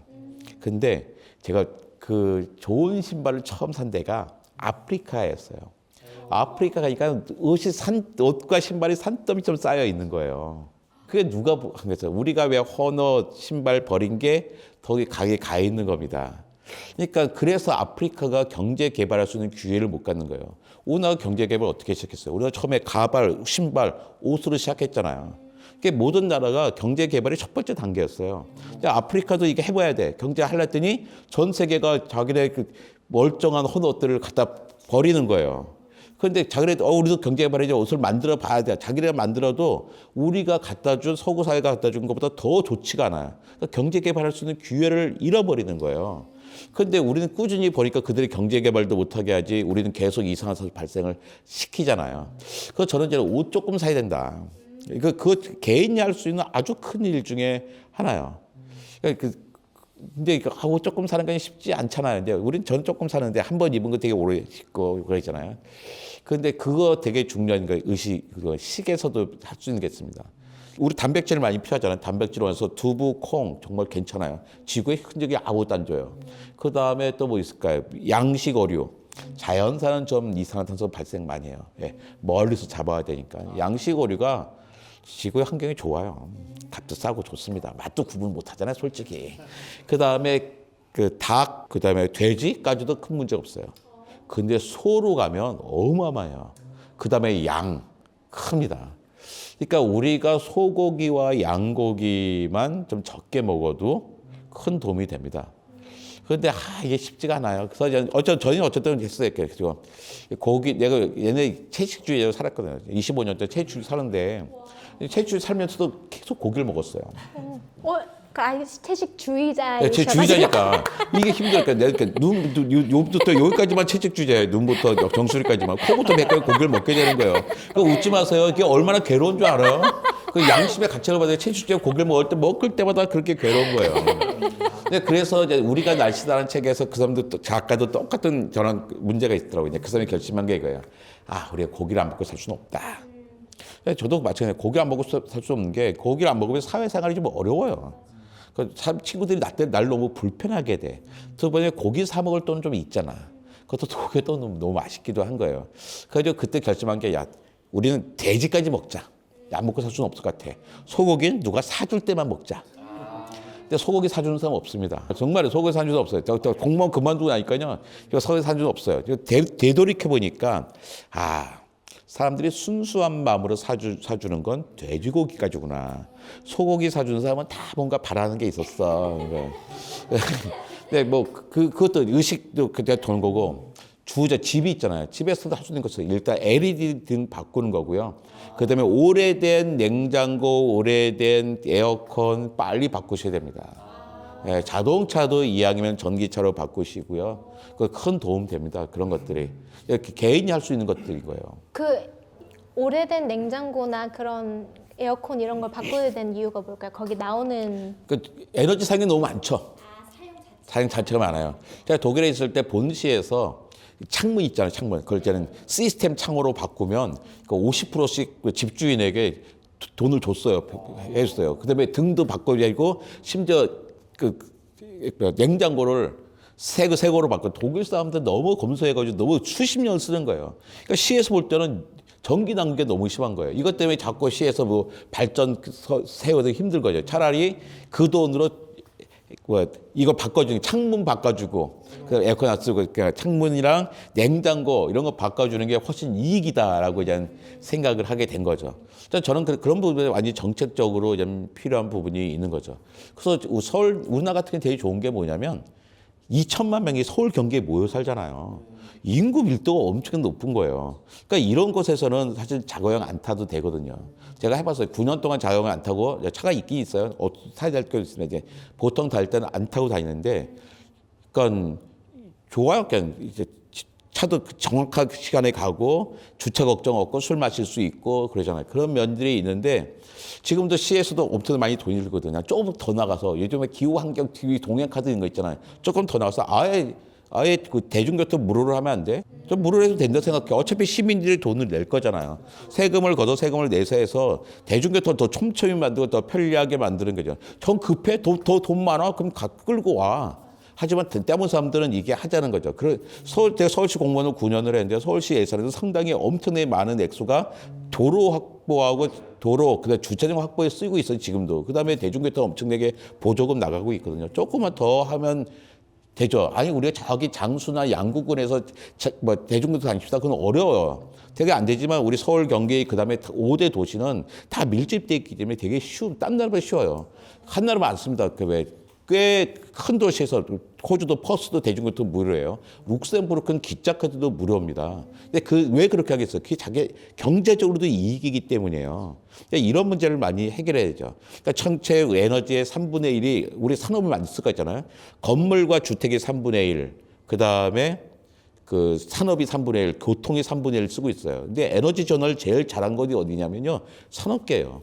왜 산업계는 가장 분명한 목표가 있잖아요. 이윤 창출해야 되는데 에너지 전환이 됐던 거예요. 근데 지금 되게 늦었고 제일 못한 것은 교통이에요. 교통이 몇 % 안 되고 있거든요. 근데 이 교통 부분을 막 적극적으로 해야죠. 노르웨이 수도 오슬로요. 노르웨이가 막 우리보다 터무니없이 잘 사는 나라가 아닙니다. 근데 노르웨이 센터에 1시간 주차비가 8만 원이에요. 그러니까 우리가 이게 어쩌면 우리 10배쯤 되는 거잖아요. 10배도 넘는 거죠. 한 20배 된단 말이에요. 노르웨이 사람이 우리가 20배 잘 사는 건 아니란 말이에요. 왜 그렇게 하겠어요? 끌고 오지 마. 끌고 오지 마. 너 돈 많아 끌고 와. 근데 정 급해? 그럼 끌고 와. 하지만 그게 아니라면 끌고 오지 말라는 거예요. 그 대신 대중교통으로 충분하게 해주게 하겠다는 거죠. 근데 그런 것들이 우리가 해야 되는 거죠. 근데 개인이 하긴 참 힘들잖아요. 개인이 할 수 있는 부분도 있지만 결국에 뭐냐면 정책이 바뀌어야지 되는 겁니다. 요즘 그 미래 모빌리티 얘기하는 사람들은 크게 세 가지 특징을 얘기를 하더라고요. 전기 자동차, 공유 자동차, 그리고 자율주행 자동차 얘기를 하면서 이제 옛날처럼 모두가 차를 소유할 필요가 없다. 공유차를 같이 사용하고 자율주행으로 운전하고 그리고 전기를 사용하면 된다. 이렇게 얘기하는데 그런 식의 그 교통기관이 나타나면 그거는 완전 대중교통은 아니겠지만 어떤 의미에서는 지금의 개인 자동차를 대체할 수 있을 것 같기도 한데요. 근데 그런 경우에는 문제가 없을까요? 저는 그분이 되게 통찰력 있는 얘기를 했다고 생각하는데요. 일단 기본적으로 대중교통은 되게 점점 발달할 거예요. 하지만 그 대중교통과 상관없이 혼자 가야 되는 사람들이 있고 급히 가야 되는 사람들이 있어요. 근데 이제는 자율자동차가 된다. 자율자동차 속도는 생각이 여기 로봇과학관에서 우리가 찍고 있는데 인공지능 로봇과학관이 라임이라는 곳입니다. 창동역에 있습니다. 네, 근데 요게 그런 얘기를 다루고 있는 거잖아요. 근데 보면 로봇 전문가, 인공지능 전문가들이 예측했던 것보다 자율자동차 속도가 더 빨리 발전하고 있어요. 그러니까 자율자동차가 된다 그러면 사람들이 자동차를 소유할 이유가 없어진 거죠. 왜 차를 살 때 어떻게 내가 다 운전하는 맛이 있었는데 그냥 나중에 완전 자율자동차가 되면요. 운전 속도 없어지게 될 겁니다. 그 안에 테루밖에 없게 된 거예요. 그걸 내가 왜 가져야 돼요? 거기다가 지금도 보세요. 자동차의 90%는 서 있어요. 매 순간에. 그렇잖아요. 출퇴근 시간만 아니면 자동차의 90%서 있는 거예요. 세워 넣기 위해서 우리는 엄청나게 많은 주차장을 확보하고 있잖아요. 그게 아니라 훨씬 양을 줄여도 돼요. 줄여서 이제 그 필요한 사람들만 그때그때 우리 뭐 카카오 택시, 우버 부르듯이 그 내가 원하는 것을 불러서 가지고 이제 그 공유되고 내 개인 차가 아니라 어떤 공유 경제가 되는 거죠. 그러니까 난 이런 식으로 발전할 수밖에 없다 생각해요. 그래가지고 결국에 전기 자동차가 되는 거잖아요. 현대 자동차가요. 그래서 몇 년 됐습니다. 그러니까 엔진 개발을 안 합니다, 이제는. 엔진 개발이 이제 모터로만 갖게 되는 거예요. 왜 전기 자동차의 길로 갈 수밖에 없게 됐거든요. 근데 그걸 차곡차곡 해 나가게 또 저는 되게 생각보다 잘 되고 있어서 그러니까 우리의 모빌리티들을 완전히 바뀌게 될 거예요. 근데 그러니까 어떻게 해요? 현대 자동차도 자기 자동차 회사의 아이덴티티보다는 그 상층부에서는 인공지능 회사, 로봇 회사 생각을 많이 하잖아요. 그래서 그 보스턴 다이나믹스도 자기네가 세계 최고의 로봇 회사인데 뭐 그렇게 됐고 또 상층부에서 이거 인공지능화 하려고 하고 있습니다. 제가 좀 그 플러그인 하이브리드를 잘 쓰고 있거든요. 내가 약간 용기가 없었어요. 한 8년 전 살 때 100% 전기장차 샀어야 되는데 혹시 안 되면 어떡하지? 그때도 충전기가 별로 없으니까 큰일 나잖아요. 그래서 그러니까 전기도 꽂을 수 있고 아니면 그 기름도 쓸 수 있는 거 같은데 지금은 되게 후회하고 있죠. 100% 했어도 아무런 문제가 없는데. 그러니까 저조차도 사실은 그 확신을 갖지 못했어요. 이쪽에 다 이렇게 된다 한 사람들조차도. 근데 우리가 훨씬 빨리 가고 있잖아요. 나는 이런 모습들이 제가 아무런 변화가 없으면 정말 2150년 우리 끝날지도 몰라요. 근데 실제로는 이런 변화가 되게 엄청나게 기술 발전이 있는 거예요. 그러니까 우리는 더 버틸 수 있을까 생각을 하는 거죠. 아까 이곳 서울 로봇 인공지능 과학관 말씀을 하셨는데 사실은 저도 그 생각을 좀 했습니다. 여기에서 우리가 지금 촬영을 하고 있는데 혹시 관장님께서 이 과학관을 접수하러 오신 게 아닐까, 차기 관장을 노리고 계시는 게 아닌가 하는 생각도 이건 들어요. 아닙니다. 이 과학관장을요 제가 기획했습니다. 제가 이게 서울시립과학관의 부속기관이에요. 네, 그래서 거기 속해 있는 제가 이제 기공식도 제가 했습니다. 관장님의 위대한 유산이라고. 그런데 그 다음부터 이제 신경 딱 끄고 있었죠. 그래서 그 완공식 때 아니면 개관식 때 안 했고 오늘 사실 좀 처음 왔어요. 아까 와서 처음 봤습니다. 그러니까 되게 섭섭해도 하고 왜 안 하고 그랬는데, 그러니까 일단 떠난 사람들은 이게 신경 꺼줘야 된다. 그래서 와서 와 하면 되는 거잖아요. 제가 내용물이 되게 이게 쉽지가 않습니다. 왜냐하면 인공지능과 로봇은 너무나 빨리 발전해 버리기 때문에 그것처럼 보통 과학관에서 기획하는 이렇게 기획해서 전시하는 이 속도면 그 사이에 역사가 돼버려요. 히스토리가 돼버려요. 너무 빨라서 그래서 원래 이런 과학관은 안 만드는 거 너무 첨단 과학관은 안 만드는 겁니다. 분명히 얘가 옛날에 여담인데요. 로봇에 관한 책을 번역하고 있었어요. 책 내용에 뭐가 있었냐면 앞으로 몇 년 안에 집집마다 로봇 청소기가 있을 거야 하는 내용이 있어요. 그런데 그 책이 나오기 전에 우리 집에 로봇 청소기가 들어왔어요. 그러니까 그 책 쓰신 분도 되게 로봇의 역사에 대해서 발전 속도에서 어떤 통찰이 있으니까 책을 썼는데 그분보다 세상은 더 빨리 변한 거예요. 그래가지고 근데 이런 과학관 정말 어려워요. 근데 되게 잘 해놨더라고요. 전시 내용도 좋고 교육 내용도 좋고 그거 되게 칭찬할 만한 과학관입니다. 그러니까 투자가 계속돼야죠. 그러면 계속 바뀌어야 되니까.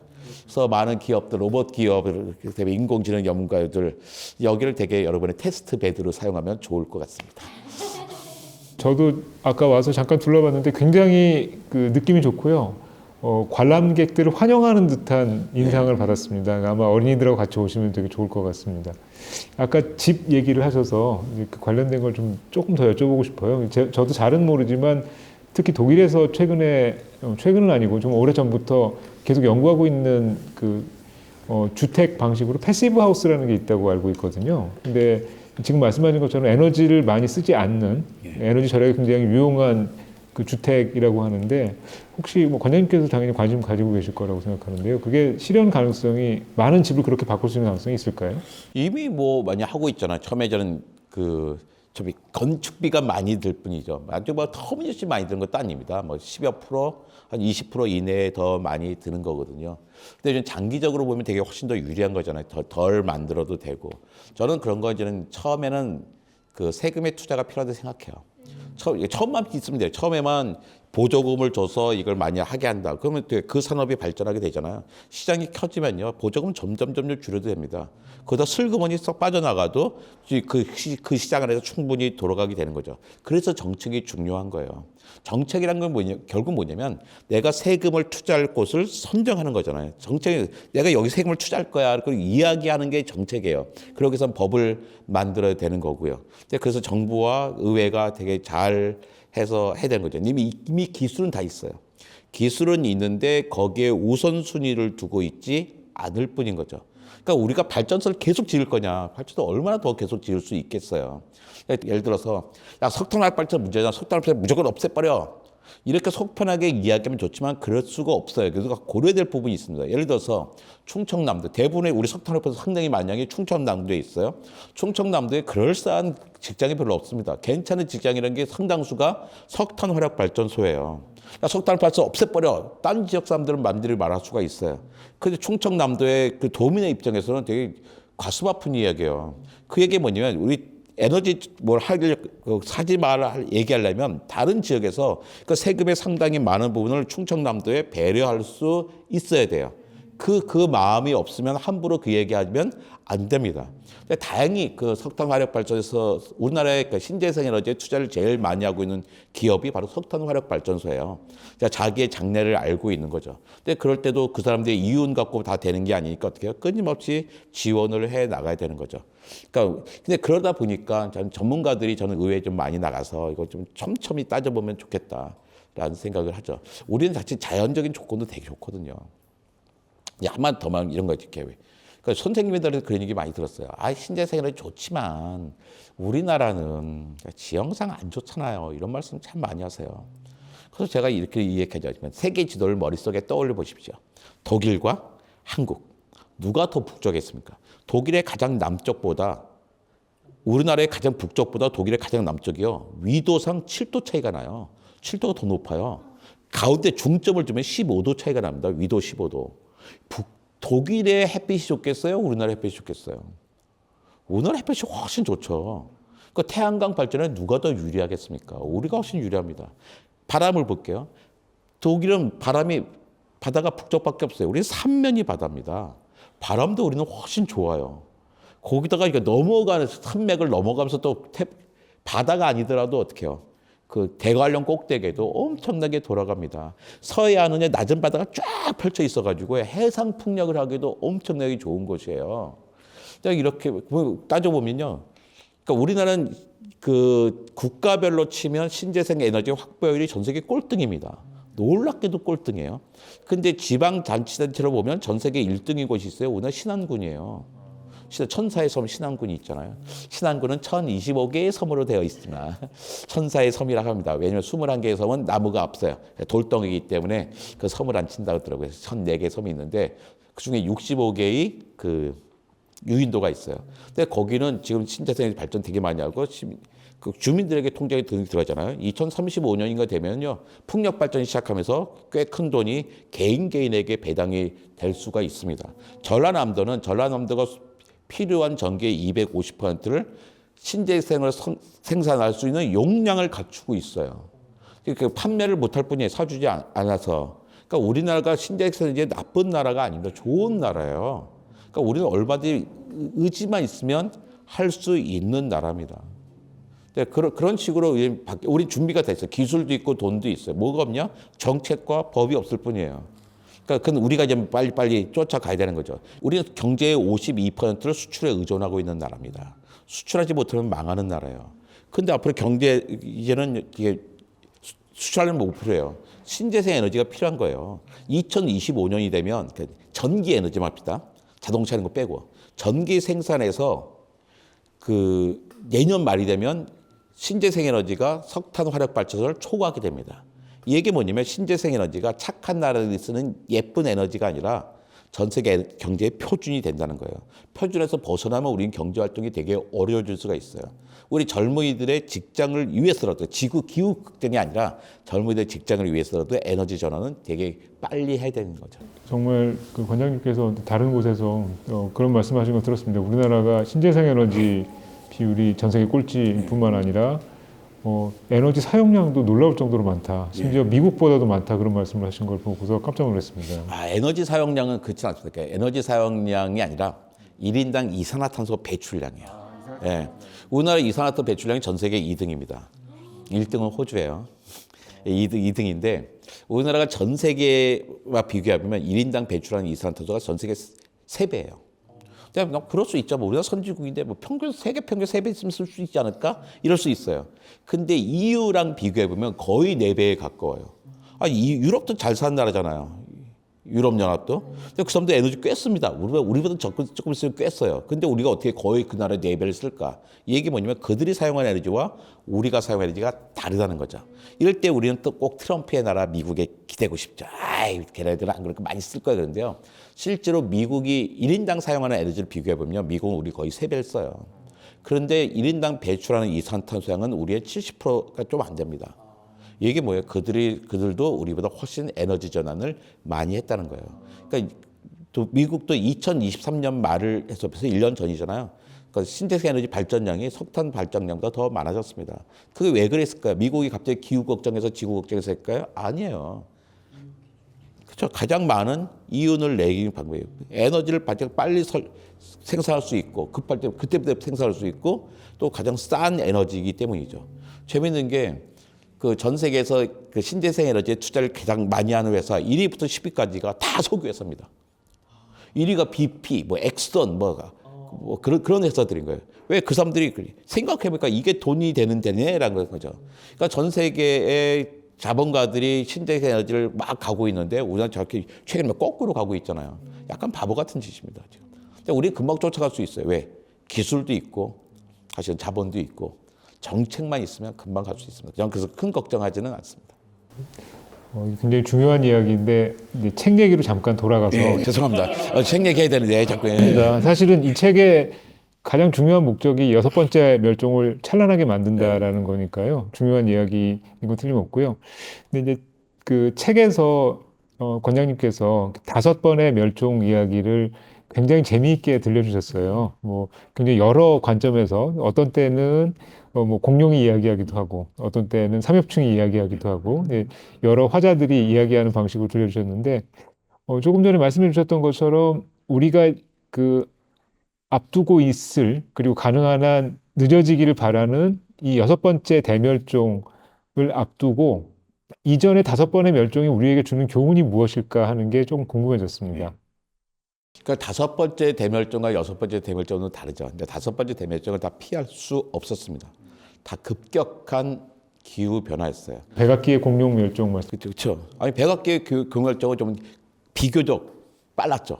갑자기 지름 10km, 10km면 10,000m잖아요. 에베레스트 산보다 높은 겁니다. 한라산 높이가 1947m예요. 그러니까 한라산 높이 5배쯤 되는 어마어마한 돌덩어리가 시속 7만 킬로미터로 속도로 멕시코 유카탄 반도에 쾅 충돌했어요.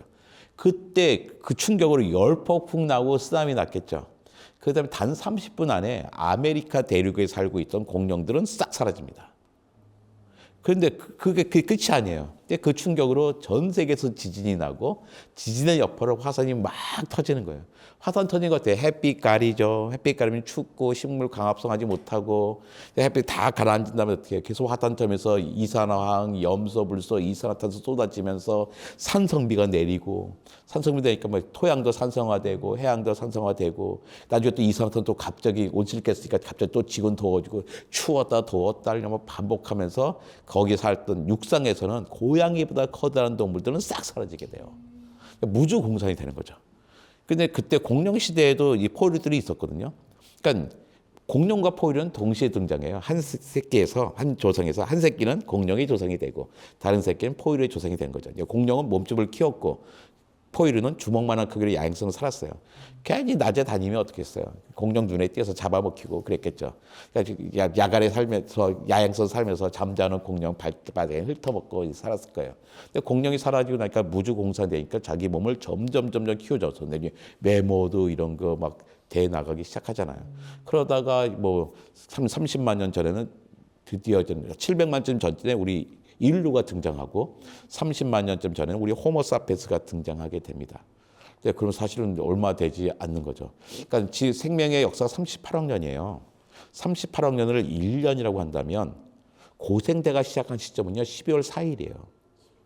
그러니까 12월 3일까지는 고생대도 아닌 거예요. 12월 4일째 눈이 등장하는 시거든요. 12월 4일부터 12월 한 10일 정도까지가 고생되고 12월 10일부터 12월 25일 정도까지가 중생대예요. 24일까지가 12월 25일부터 신생대가 시작합니다. 신생대 우리 사람은 12월 31일 오전 10시쯤 등장해요. 우리 말고 최초의 인류가 침팬지하고 사람을 갈라선 게 그다음에 오후 3시쯤 직립을 시작하고 밤 11시 40분쯤 우리 호모사피엔스가 등장해요. 11시 50분쯤 아프리카 바깥을 나옵니다. 아프리카 바깥을 나왔더니 다양한 인류도 살고 있는 거예요. 호모 에렉투스, 데니소바인, 플로렌스, 네안데르탈 있죠. 그 사이에서 한 5분 사이에 싹 다 없애버리고 그러니까 밤 12월 30일 밤 11시 55분쯤 되는 거죠. 그 자정에 우리가 같이 모여서 이야기하고 있는 거죠. 그러니까 인류 역사는 사실 얼마 되지 않지만 인류가 해놓은 일은 정말로 많은 거예요. 그런 말씀하시는 분 있어요. 나 인간 없는 지구를 꿈꿉니다. 왜 인간이 이렇게만 했으니까. 그래서 그래 저는 이렇게 인간이 전 지구를 참 많이 망친 건 사실이지만 그렇다고 인간끼리 우리 인류 없는 지구를 꿈꾸면 됩니까? 근데 막 신경 내서 인간이 뭐가 필요할까 다 없어져야죠. 막 그래요. 그럼 내가 그래요. 선생님부터 사라지세요. 왜 한단 말이에요. 나는 내 식구 안에 다 있으면 좋겠어요. 그러니까 사람이 약간 자부심을 가질 필요가 있어요. 왜냐하면 사람이 없었으면요 우주는요 자기 나이가 138억 살인지 몰랐어요. 우리가 가르쳐 준 거예요. 우리 호모사피엔스가 없었으면 그 어떤 동물과 식물도 이름을 가져본 적이 없습니다. 다 우리가 지어준 겁니다. 우리가 없었으면 그 어떤 꽃도 예뻐 본 적이 없어요. 꽃이 거저 이쁜가요? 우리가 꽃한테 가야죠. 야, 너 참 이쁘네. 우리가 고백을 해줘야 이쁜 거잖아요. 근데 갑자기 인류가 사라진다고 해봐요. 우주는 자기 나이를 잃어버립니다. 어떤 동물과 식물도 자기 이름이 없어져요. 꽃도 예쁘지 못해요. 그러니까 우리는 인간뿐만 아니라 자연을 위해서도 지구를 위해서도 우주를 위해서도 좀 더 버텨내야죠. 우리는 그 자부심을 가질 필요가 있다고 생각합니다. 버틸 수 있을 것 같아요. 좀만 노력하면. 사실 저는 이제 학생들한테 강의하면서 가끔 그런 얘기를 했습니다. 지금 말씀하신 인간을 우주와 지구가 굉장히 기뻐할 것이다라는 말씀 반대되는 얘기일 수도 있는데 저는 이렇게 생각했거든요. 지구 입장에서 봤을 때 지표면 지각에 사는 생물이나 생태계라는 거는 피부에 사는 세균 수준이 아닐까. 그래서 지내다가 좀 많이 근지러우면 사우나에 가가지고 온탕 냉탕 왔다 갔다 하는 게 기후변화고 그래갖고 한번 싹 털어버리는 게 아닐까. 저는 이렇게 지구를 냉정하게 봤는데 관장님은 이 책에서 지구를 굉장히 따뜻한 눈으로 우리 인간에게 호의적인 태도를 가지고 있는 걸로 봐주셔가지고 그 점에서 많은 반성을 했습니다. 내가 아직도 너무 까칠하구나 이런 생각을 했었는데요. 근데 제가 한 가지 궁금한 건 우리가 지금 말씀하신 것처럼 사실 이 6번째 대멸종은 인류 때문에 인간의 잘못으로 사실 생길 수도 있는 혹은 지금 일어나고 있는 하지만 최대한 늦추려고 하는 거인데요. 5번의 멸종에 대해서 그런 말씀하셨어요. 이 5번의 멸종에서 예외 없이 벌어졌던 일이 가장 개체수가 많은 종은 반드시 멸종했다. 그리고 최상위 포식자는 반드시 멸종했다. 근데 우리는 그러면 그걸 피할 수 있는 것인가? 아니면 최대한 그걸 늦출 수 있을 뿐인 것인가? 이 점이 굉장히 궁금했습니다. 그러니까 인간이 좀 대단한 게 이거예요. 작은 덩치잖아요, 사실. 근데 이 작은 덩치가 최고 포식자가 된 거예요. 그동안 최고 포식자는 어떻게 해요? 기본적으로 빨라야 돼. 덩치 크고 빠르고 이빨, 발톱 막 그런데 사람은 덩치도 안 커. 느려 터졌어요. 이빨, 손톱 별 볼 거 없어요. 그러니까 사냥에 도움이 될 것 같은 하나도 없는데 이 작은 덩치로 최고 포식자 됐던 게 얼마나 대단한 거예요. 근데 먹이 피라미드 보면 최고 포식자는 몇 마리 안 됩니다. 근데 우린 최고 포식자인데 80억 명이나 되잖아요. 그러니까 먹이 피라미드를 이렇게 그리면 안 돼요. 이렇게 가다가 갑자기 꼭대기가 이렇게 돼야 되는 거예요, 지금. 지구에 없었던 일이에요. 그러니까 인류는 지구에 존재했던 어떤 공룡보다도 더 생물량이 많아요. 무슨 소리예요, 이관장. 그 박테리아가 훨씬 많지 않아요? 박테리아가 훨씬 많죠. 박테리아가 한 종이 아니잖아요. 수십만 종이죠. 최재천 교수님이 그런데 개미도 사람만큼 많다던데요? 맞습니다. 양팔 저울에 한쪽엔 개미 얹어놓고 한쪽에 사람 얹어놓고 재봐요. 딱 질량 거의 비슷하게 나올 거예요. 근데 개미가 한 종입니까? 개미는 최소한 1만 4천 종입니다. 우린 쟤네들 다 개미라고 부르지만 자기네끼리 모르는 사이란 말이에요. 이 인간의 한종이 이렇게 많았던 적은 있을 수가 없는 거예요. 그러니까 자연에서 있을 수 없는 게 너무나 신기한 거예요. 근데 문제는 뭐냐면 아까 말씀하신 대로 최고 포식자 대멸종 통과하지 못해. 생물량이 제일 많아도 통과하지 못해. 우리는 정말 그 훌륭한 생명체인데 근데 이 훌륭함 때문에 이 대멸종 시기에는 너무나 취약한 거예요. 최고 포식자라도 생물량으로도. 그러니까 어떻게 해요? 우리는 최대한 방법이 뭐냐면 이 대멸종을 뒤로 늦출 수밖에 없는 거예요. 근데 충분히 가능하다니까요. 우리가 할 수 있는 게 있죠. 대륙이 움직이는 게 중요한 문제잖아요. 근데 대륙은 되게 몇 억 년이니까 뭐 억 년 단위로 바뀌니까 우리가 상관없는 거예요. 운석이 부딪혀 이것까지 우리 할 수 있을 것 같아요. 그리고 다 이렇게 운석들을 우리가 다 쳐다보고 있거든요.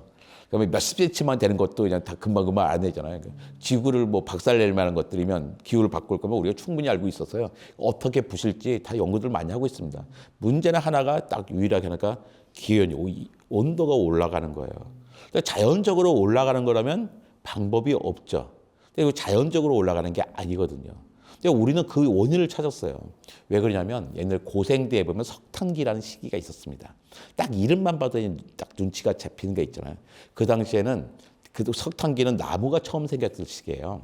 나무가 처음 생겼을 시기인데 지구보다 이산화탄소 농도가 10배나 높았어요. 자, 이산화탄소 농도가 10배나 높다. 그럼 지구가 얼마나 더웠겠어요. 지금도 이산화탄소 좀 높아졌는데 0.02에서 0.04로 늘어났어요. 겨우 0.02% 늘어난 거예요. 산업화 이후에. 겨우 0.02% 늘었는데 이렇게 난리가 난 거잖아요. 근데 지금보다도 10배가 높았으니 얼마나 높은 거예요. 그러니까 지구가 정말 더웠죠. 전 지구가 초열대기후가 됩니다. 초열대기후의 특징이 있어요. 열대기후가 점심만 먹고 나면 스콜이 확 쏟아지잖아요. 30분이고 2시간 비가 막 쏟아지는 거예요. 그러니까 이산화탄소 농도 높죠. 온도 높죠. 비도 매일 와. 식물의 입장에서 천국인 거예요. 광합성하기 얼마 좀 없어. 산 꼭대기부터 계곡까지 아름드리 나무가 가득합니다. 태풍 호수 위에서 나무가 쓰러졌어요. 그 나무가 휩쓸려서 내려서 계곡에 늪지된 뿌리 뽑힌 나무가 가득하죠. 뿌리 뽑힌 나무는 죽었어요. 죽은 나무는 썩어야 돼요. 썩으려면 뭐가 필요하냐면 미생물이 있어야 되는 거예요. 근데 생명은 미생물부터 진화하기 시작했기 때문에 이미 엄청난 미생물이 많아요. 근데 나무가 처음 생기다 보니까 아직 나무를 썩게 하는 미생물이 없는 거예요. 나무가 썩지를 못해. 나무가 썩었으면 다시 이산화탄소로 갔을 텐데 이산화탄소가 나무가 됐잖아요. 다시 돌아갈 텐데 돌아가지게 못하는 거예요.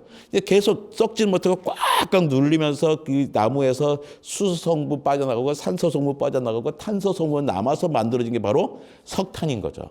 그러니까 우리는 자연에서 알려줬어요. 이 석탄은 어디서 왔어?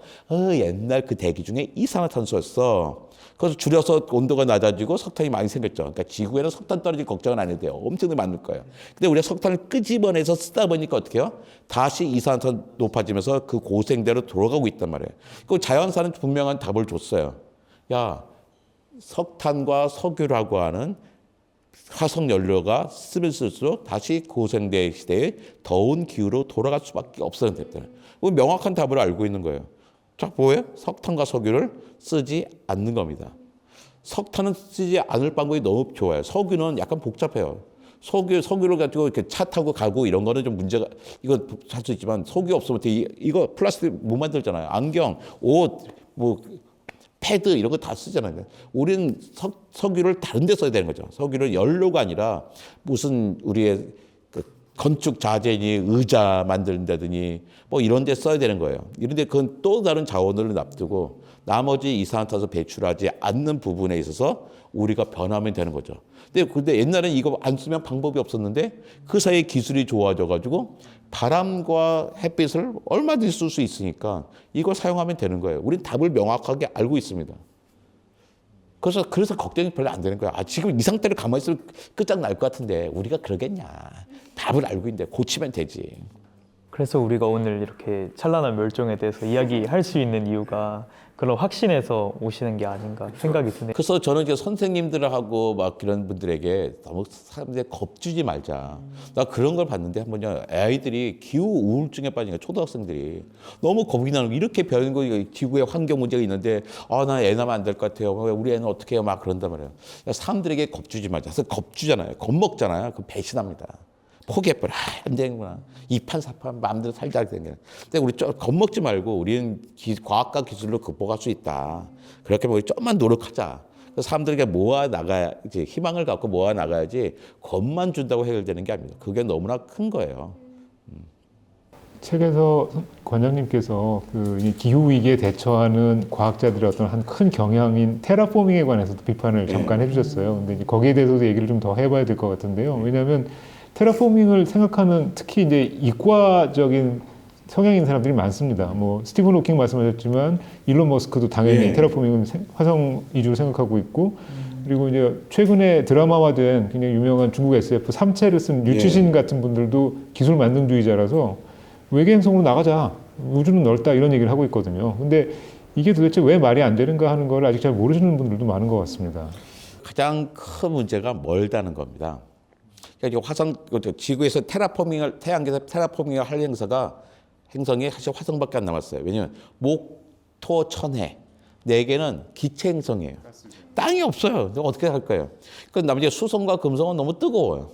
근데 화성은 영하 63도 정도란 말이에요. 영하 63도 살 수 있죠. 러시아 영하 68도짜리 도시인데 못 살 거면서 여러 가지 방법 살 수 있을 거예요. 화성 가자 그러는데 일단 화성이 너무 멉니다. 달까지요 1.3초밖에 안 걸려요. 빛으로. 똑딱똑하면 달에 도착합니다. 아주 가까운 곳에 있잖아요. 그런데 달을 돌아본 사람이 21명이에요. 달에 내려본 사람이 12명밖에 안 됩니다. 1.3초밖에 안 걸리는데. 근데 화성은 태양이 있고 화성 지구 있으면 엄청 멀고 화성이 삥 돌아서 지구에 펴면 가깝잖아요. 제일 가까울 때도 3분 2초가 걸려요. 그러니까 아직 아무도 못 가본 거예요. 1.3초와 3분 2초 엄청 차이잖아요. 1초와 3분 차봐도 벌써 180배 정도 차이가 나는 거잖아요. 멉니다. 못 가는 거예요. 화성에 가는 여행표 많이 팔았어요, 사람들이요. 되게 희한한 사람들이 있어요. 그 표를 파는 사람들이 희한하지만 그 표를 돈 주고 사는 사람도 있어요. 그런데 물론 이제 그냥 장난으로 사는 건 아니고 꽤 비싼 값인데 이런 되게 기특한 프로젝트에 내가 투자를 하겠어. 펀드 한다는 이름이 한 거죠. 근데 그 표가요, 다 편도표였습니다. 되게 솔직한 거죠.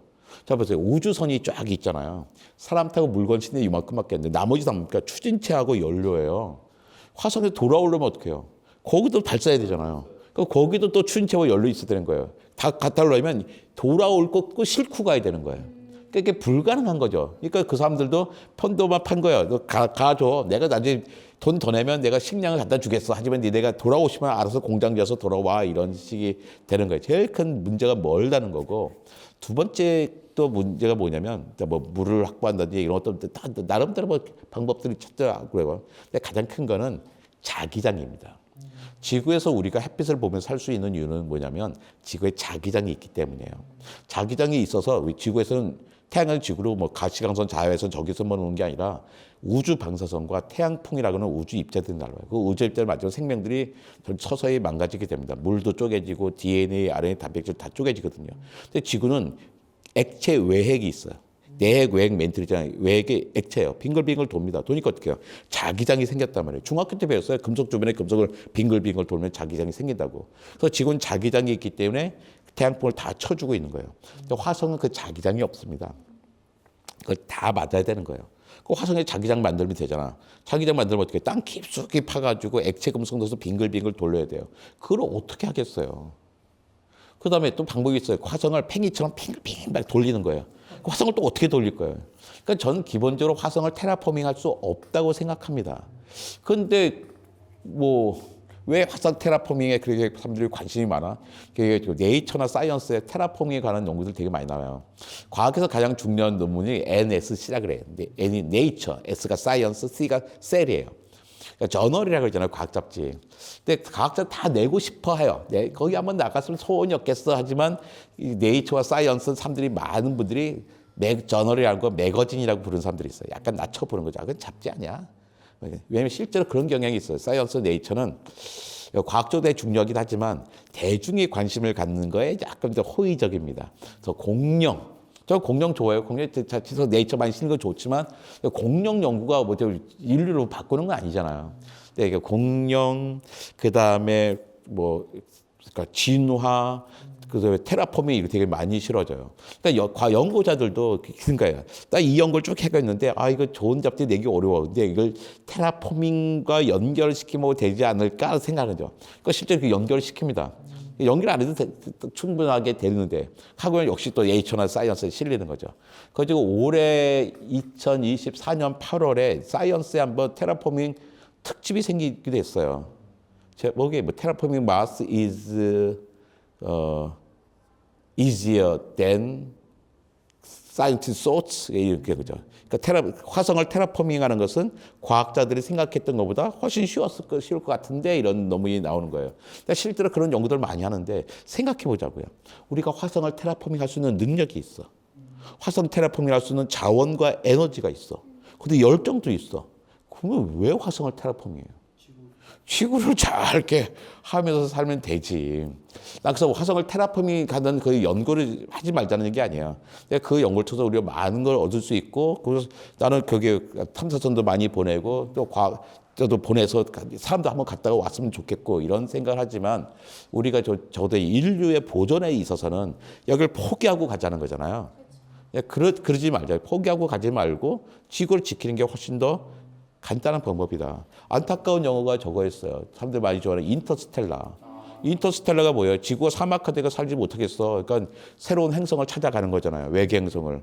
거기에 지구에 있는 할아버지 브래드 박사 딸이 있잖아요. 그게 딸 브래드 박사하고 딱 화성 통화를 합니다. 근데 그러잖아요. 너는 개인으로서 너가 아니라 종으로서 너를 생각해야지. 그러니까 딸이 정말 쫙 그래. 이게 무슨 뜻이냐면 야 지구는 사막화돼 더 이상 호모사피엔 종이 남지 않을 거야. 이 우주선에는 인간 수정란 2,000개가 있잖아. 산 좋고 물 좋고 공기 좋은 행성을 찾아서 그걸 부활시켜. 그 우주 어딘가에는 호모사피엔이 남지 않겠니? 이 뜻이에요. 그래서 물리학자들이 내 친구들이 그냥 감동을 받았지 않나? 그 장소에 무릎을 쳤어요. 아이고 정말 이게 뭐야. 근데 그분이 되게 훌륭한 영화예요. 그 영화도 놀란 감독이죠. 놀란 감독 실제 물리학자 동생도 물리학하고요. 그 영화를 자문했던 킵선 박사는 그 영화 나온 지 몇 년 후에 중력파로 노벨상을 받는 분들입니다. 되게 물리학자를 잘 만든 거예요. 근데 이분들 생태학을 모르시는 거예요. 자, 산 좋고 물 좋고 공기 좋은 행성이 2,000개 인간 수준에 부화시켰어요. 걔네들이 어떻게 살 거예요? 걔네 똥은 누가 분해해줘요? 생명이 살려면 인간 혼자 살 수 있는 게 아니에요. 수만 종의 미생물, 식물, 동물들이 같이 살아야 되는 겁니다. 그런데 되는 게 아니거든요. 그래서 제가 보기에는 지구는 너무 좋은 곳이에요. 너무나 좋은 곳이기 때문에 지구를 벗어날 이유가 없어요. 그러니까 오늘 지구를 좀 더, 우리 지구가 아파요 이런 얘기 하자는 게 아니에요. 지구는 아파 본 적이 없어요.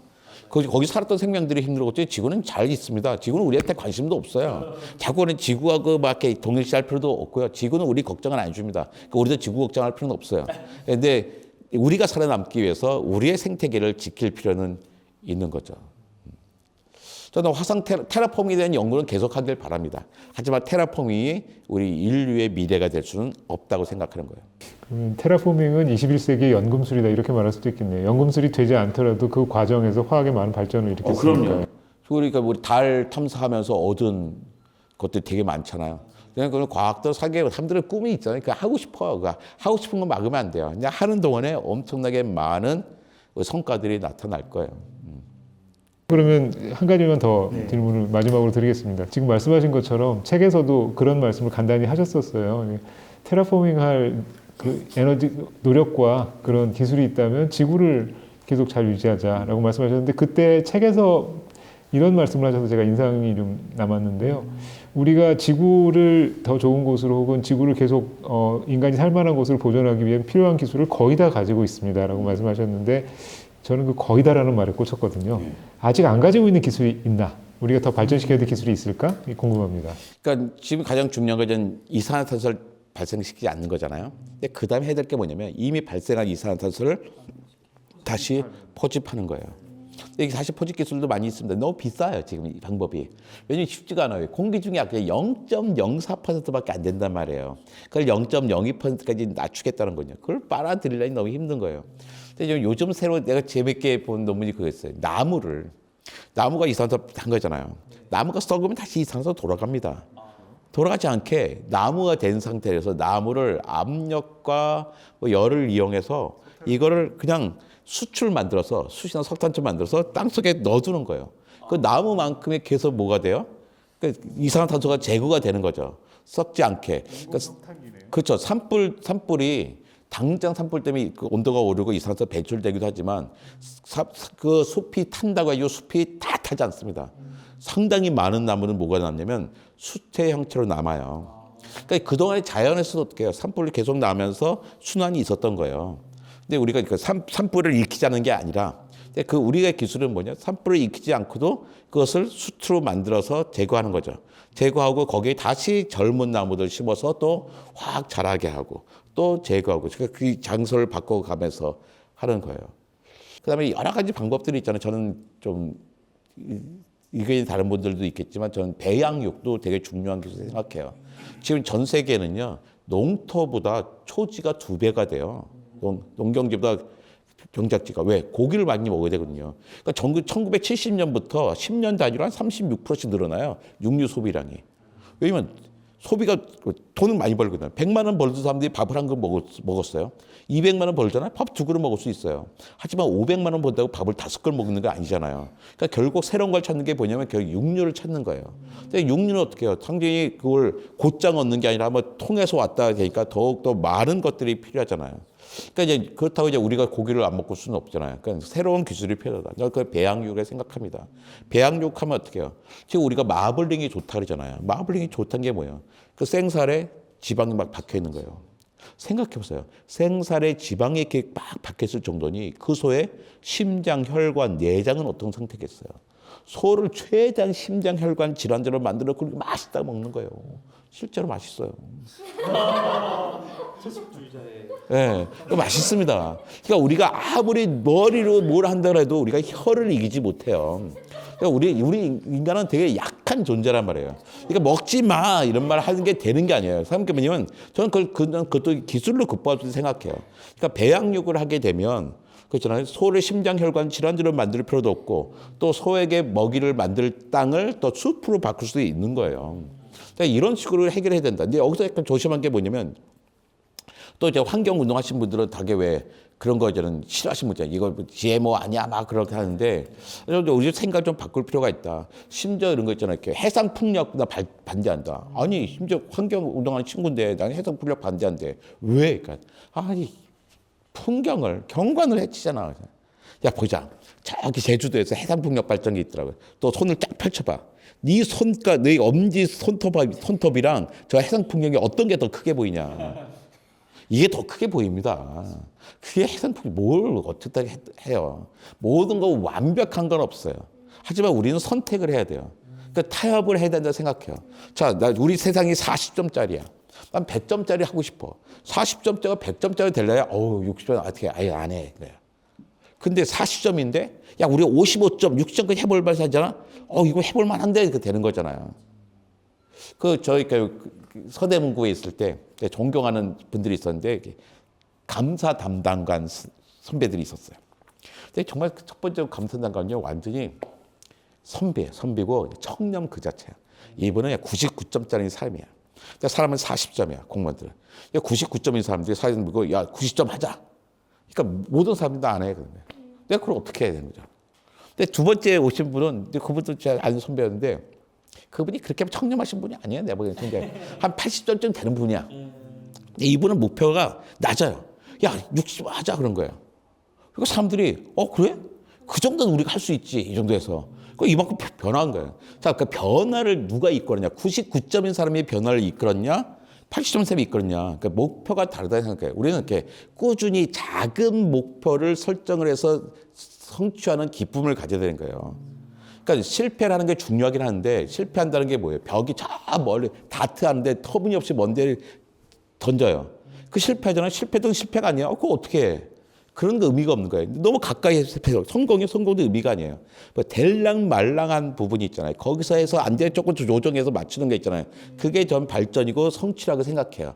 근데 그때 실패하는 의미가 있어요. 이렇게 안 됐어? 그러면 좀 더 바꿔봐야지 이런 거죠.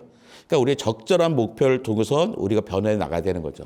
자, 우리 지구가 이런 모습에 생각해 100점짜리 만들어서 아주 이렇게 우리 유토피아를 만들어서 변하자 그러면 할 수 있는 게 없어요.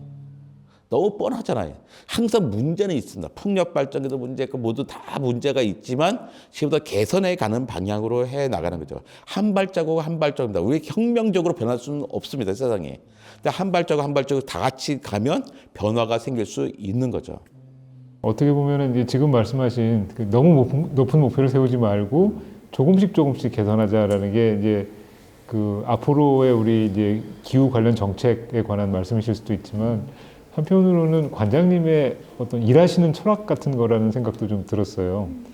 근데 혹시 이제 예전에 조한혜정 교수님께서 이제 저희 그 인문 강연에 오셔서 하신 말씀 중에 제가 인상적이었던 게 그분은 그런 말씀을 하시더라고요. 굉장히 많은 새로운 기획을 하거나 조직을 하시는 분인데 하다가 잘 안 되면 빨리 때려쳐라. 그거 오래 붙들고 있는 것보다는 빨리 때려치는 게 좋다. 못 때려치는 사람은 어렸을 때 잘 놀아보지 못한 사람이다. 이런 말씀까지 하셨는데요. 개인적으로 관장님께서 가지고 계시는 어떤 일의 철학이랄까? 일의 신조 같은 게 있으시면 마지막으로 하나 부탁드리고 싶습니다. 일은 재밌어야 된다. 그래서 제가 관장을 12년 동안 하면서 사실은 너 뭐 했어? 그러면 난 아무것도 안 했는데 했어요. 그러니까 사실 왜 그러는데 딴 사람들 관장에서 자기가 무슨 전시 만들었다 해요. 저는 해본 적 없어요. 솔직히 말 제가 하면 더 잘할 수 있을 것 같아요. 하지만 그건 일이 아니잖아요. 내 일이 아니란 말이에요. 난 관장은 저분들이 공료들이 일을 할 수 있게 해주는 거예요. 그분들의 방패막이가 되고 예산을 만들어주고 조직을 만들고 좀 막아줘서 일을 할 수 있게 해줘야 되는 거예요.